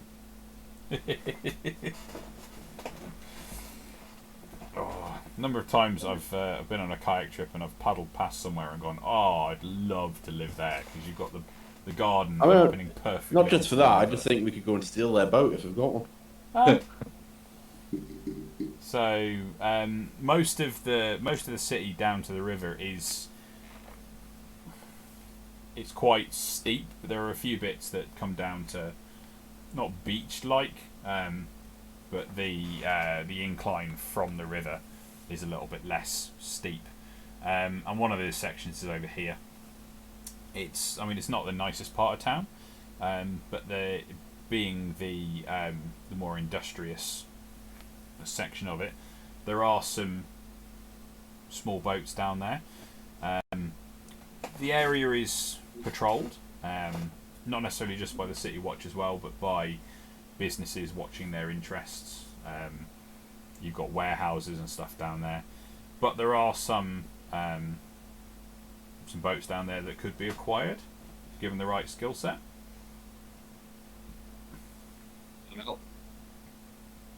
I look at Ingo and go, I think you probably got the best skill set for this.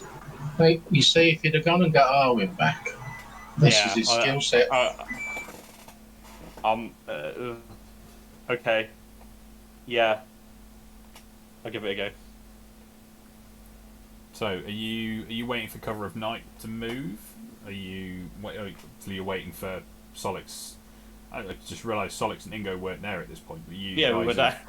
You've gone to do the investigation. You've met back up. You've exchanged information. It's probably going to be mid-afternoon by this point. So you're waiting for cover of night to go and acquire a boat. Yeah. Yeah. Cool. So heading down to the warehouse areas. Is everybody heading down there? Are you gonna? Some of you gonna go down and get the boat and then bring it to somewhere else to pick them up? How are you going to approach this?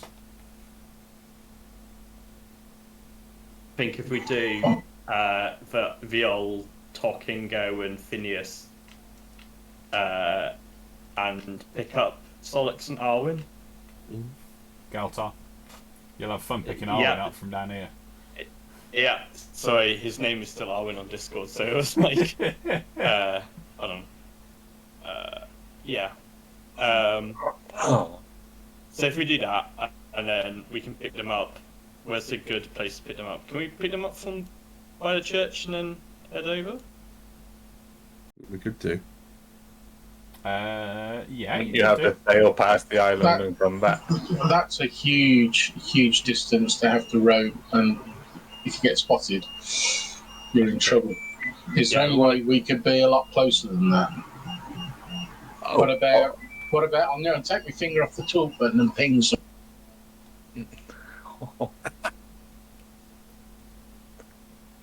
Although you're right, what the about that? ambience of the 3D printer does sound like his steam armor, just like whistling and popping away.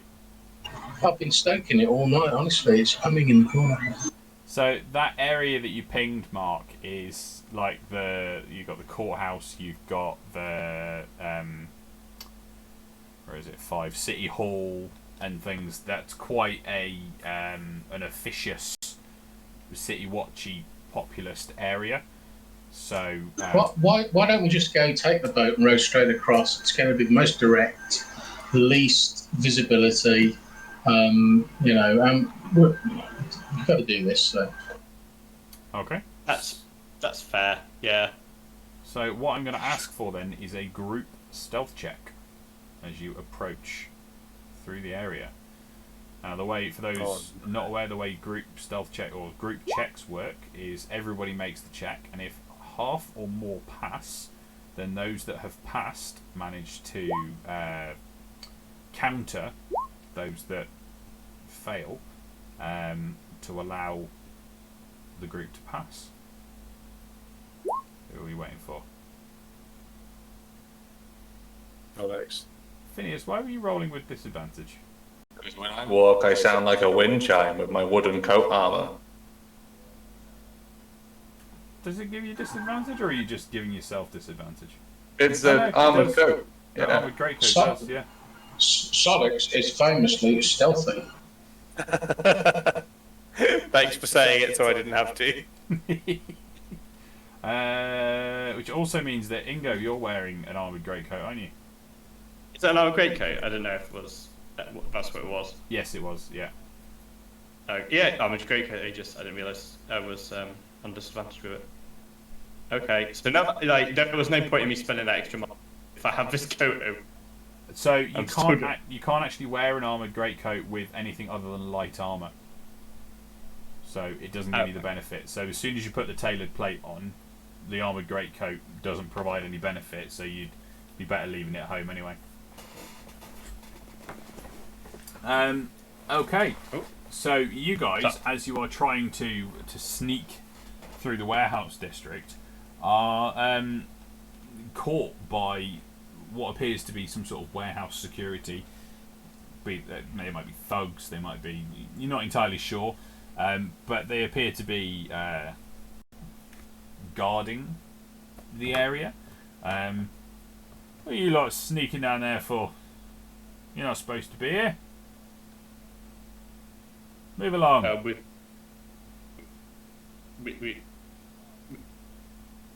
We have an appointment.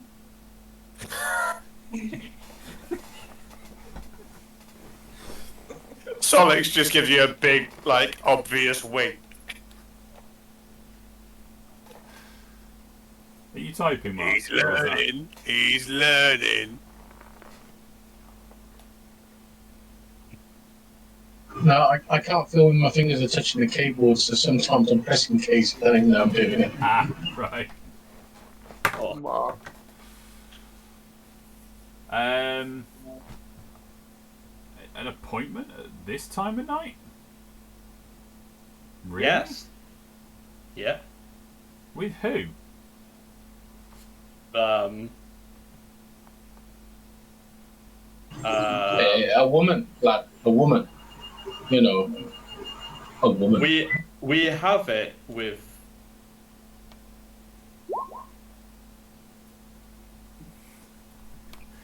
Okay. Let me go and find a profile.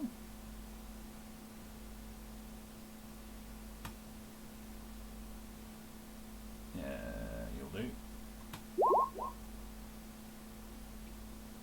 Okay. Well, an appointment it is. Let me not Yes. hold you up. Thanks, man. Much appreciated. Using my Jedi mind tricks. Come on, guys, let's go. We've got an appointment, and I'll wink at Solix. Oh, Ingo is a very impressive creature.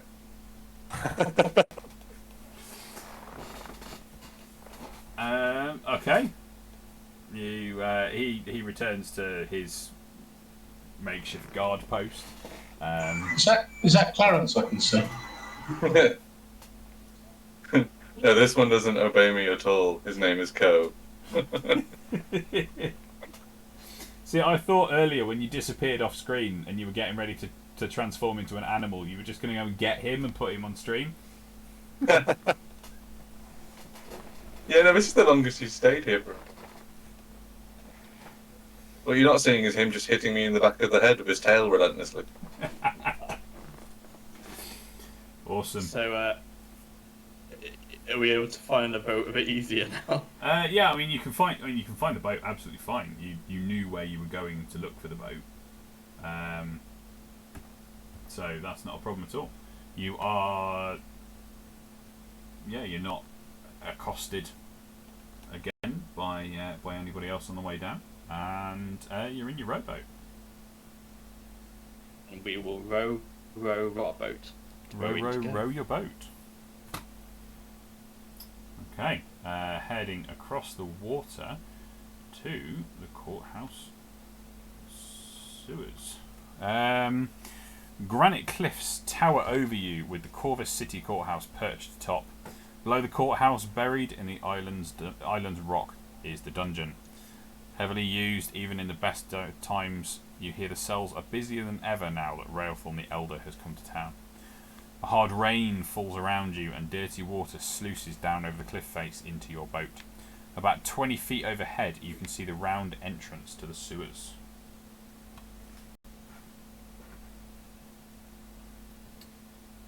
Who's climbing? No, I can climb. Um, I mean, don't all speak at once. Oh wait, what? There's a Yeah, climb. I thought our wolf spider was going to climb up with a rope.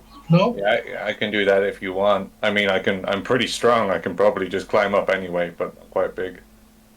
I'm not very good at climbing. same. Like, could do with an 8.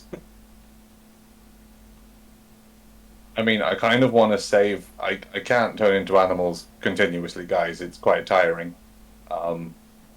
Just saying. I'll try climbing up and see how I get on then. I'll give it a go.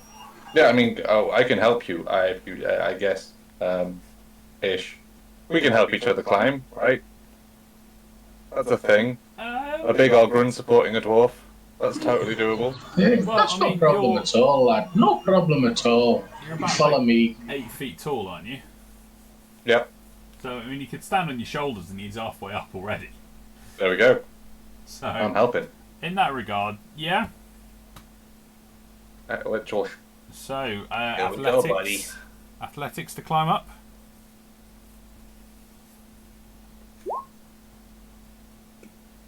With advantage because you're being helped.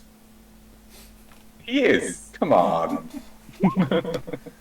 Never mind. Unfortunately, you can't get a purchase against the slippery rock to get any higher than you are at the moment. I'll have a go. Oh, okay. Phineas, go for it. You're gonna put Galtar down and you're gonna climb up yourself. 12 is successful.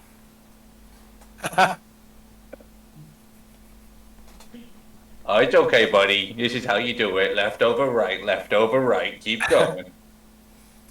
So as you get to the top, you find it's easy enough to tie off a rope to like an eyelet on the side of the sewer, which would allow everybody else to climb up, no problems at all. And as you're there,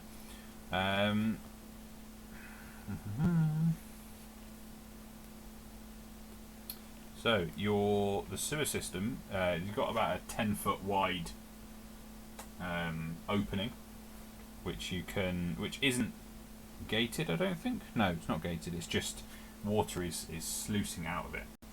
So the rest of you climb up without an issue up the rope, and you are now in the sewers. There we are. Ingo, you've got no torch at the moment, but you have got your farsight goggles that you could turn on. Yeah, I'll hit them with a charge. Okay. What does that give you night vision out to? Is it 60 feet? Or is it? I don't remember. Hold on. How do I find out there's a way? Isn't there? I'm in the weapons and gear section at the moment, so let me have a quick look. Okay.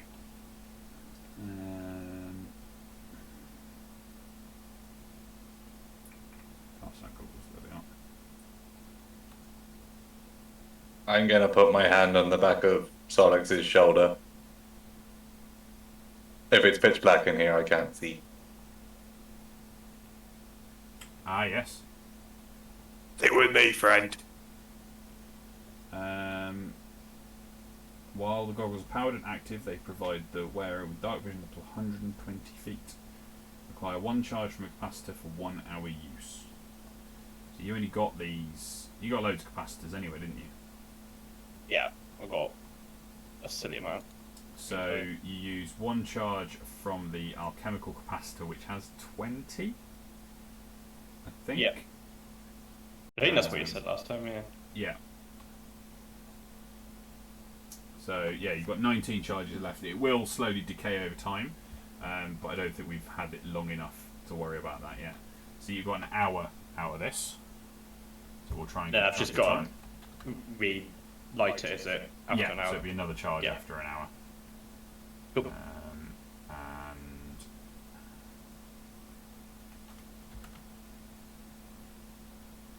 there we go. Can you see now? Stuff. I can. Okay. Stuff. Okay, you guys have got a tunnel in front of you. It's 10 foot wide. And how do you want to proceed? Phineas, can you see anything now that? Well, now that he's wearing goggles, no. Oh, I see. Yeah, that didn't do anything. Sorry, buddy. Yeah, lad, do we have a map or anything of this place? So if you've been here before, you got any idea where we're going? We've got the map that Hellstrom gave us. You do indeed. Here, let me look at it. Oh. I will remind everyone what that looks like. Oh, I see. Okay. So let's just not turn left up here because we don't need to find out what's up there. So there is a question mark. I don't like question. So we turn the right and then we stay on the left-hand wall. Should bring us all the way there, shouldn't it? That's Just right. do. So, You are guys you can- gonna hold hands with Solix then? Yes. Yeah, no, I'm right behind him. I think that Okay. realistically, while it's dark, we should make a chain. Oh, yeah, like, we can all hold hands. Like, Daisy Chain. Daisy Yeah. chain. Operation Daisy Chain in the dark. It will keep us all safe. It'll be good.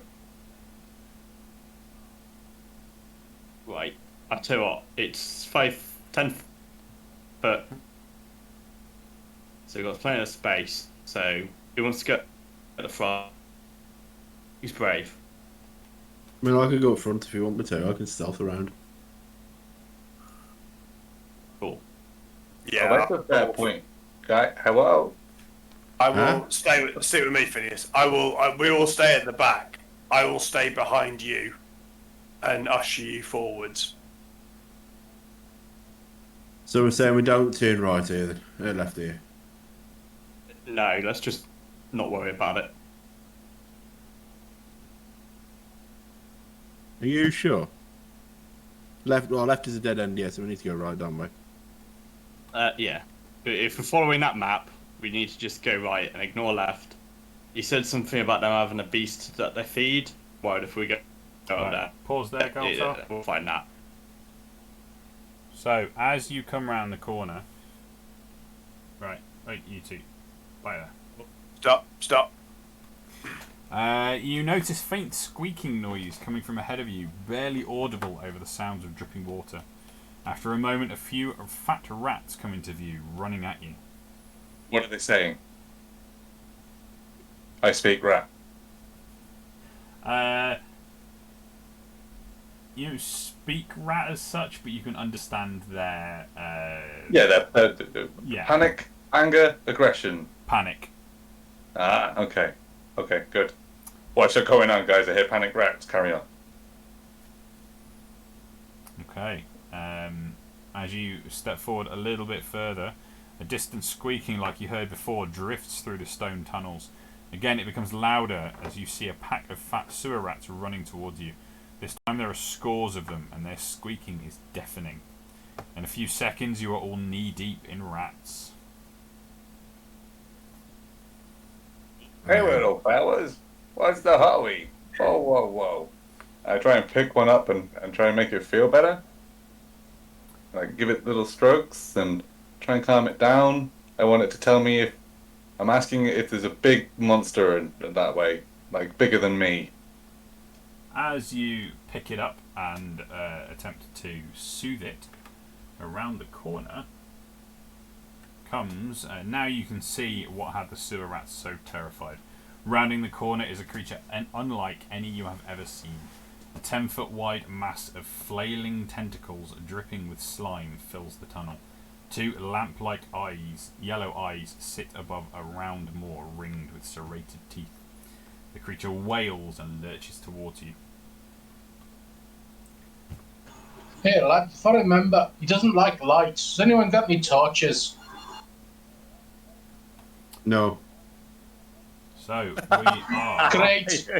We forgot to buy torches. Right. We are, in fact, going to leave it there this week. Oh. And we will pick up next week with the fight and the tunnel terror and see how our party gets on. Thank you very much, everybody who stuck with us and bearing with us through the technical difficulties that Mark was having. And hopefully you will all tune in next week and see what happens to our plucky band of adventurers as they venture through the sewers. Please don't forget, we've got to complete that game tomorrow at 8 p.m. 8 o'clock. 8 o'clock. Yeah. My brain went completely blank there. With the lovely Tom and Rachel.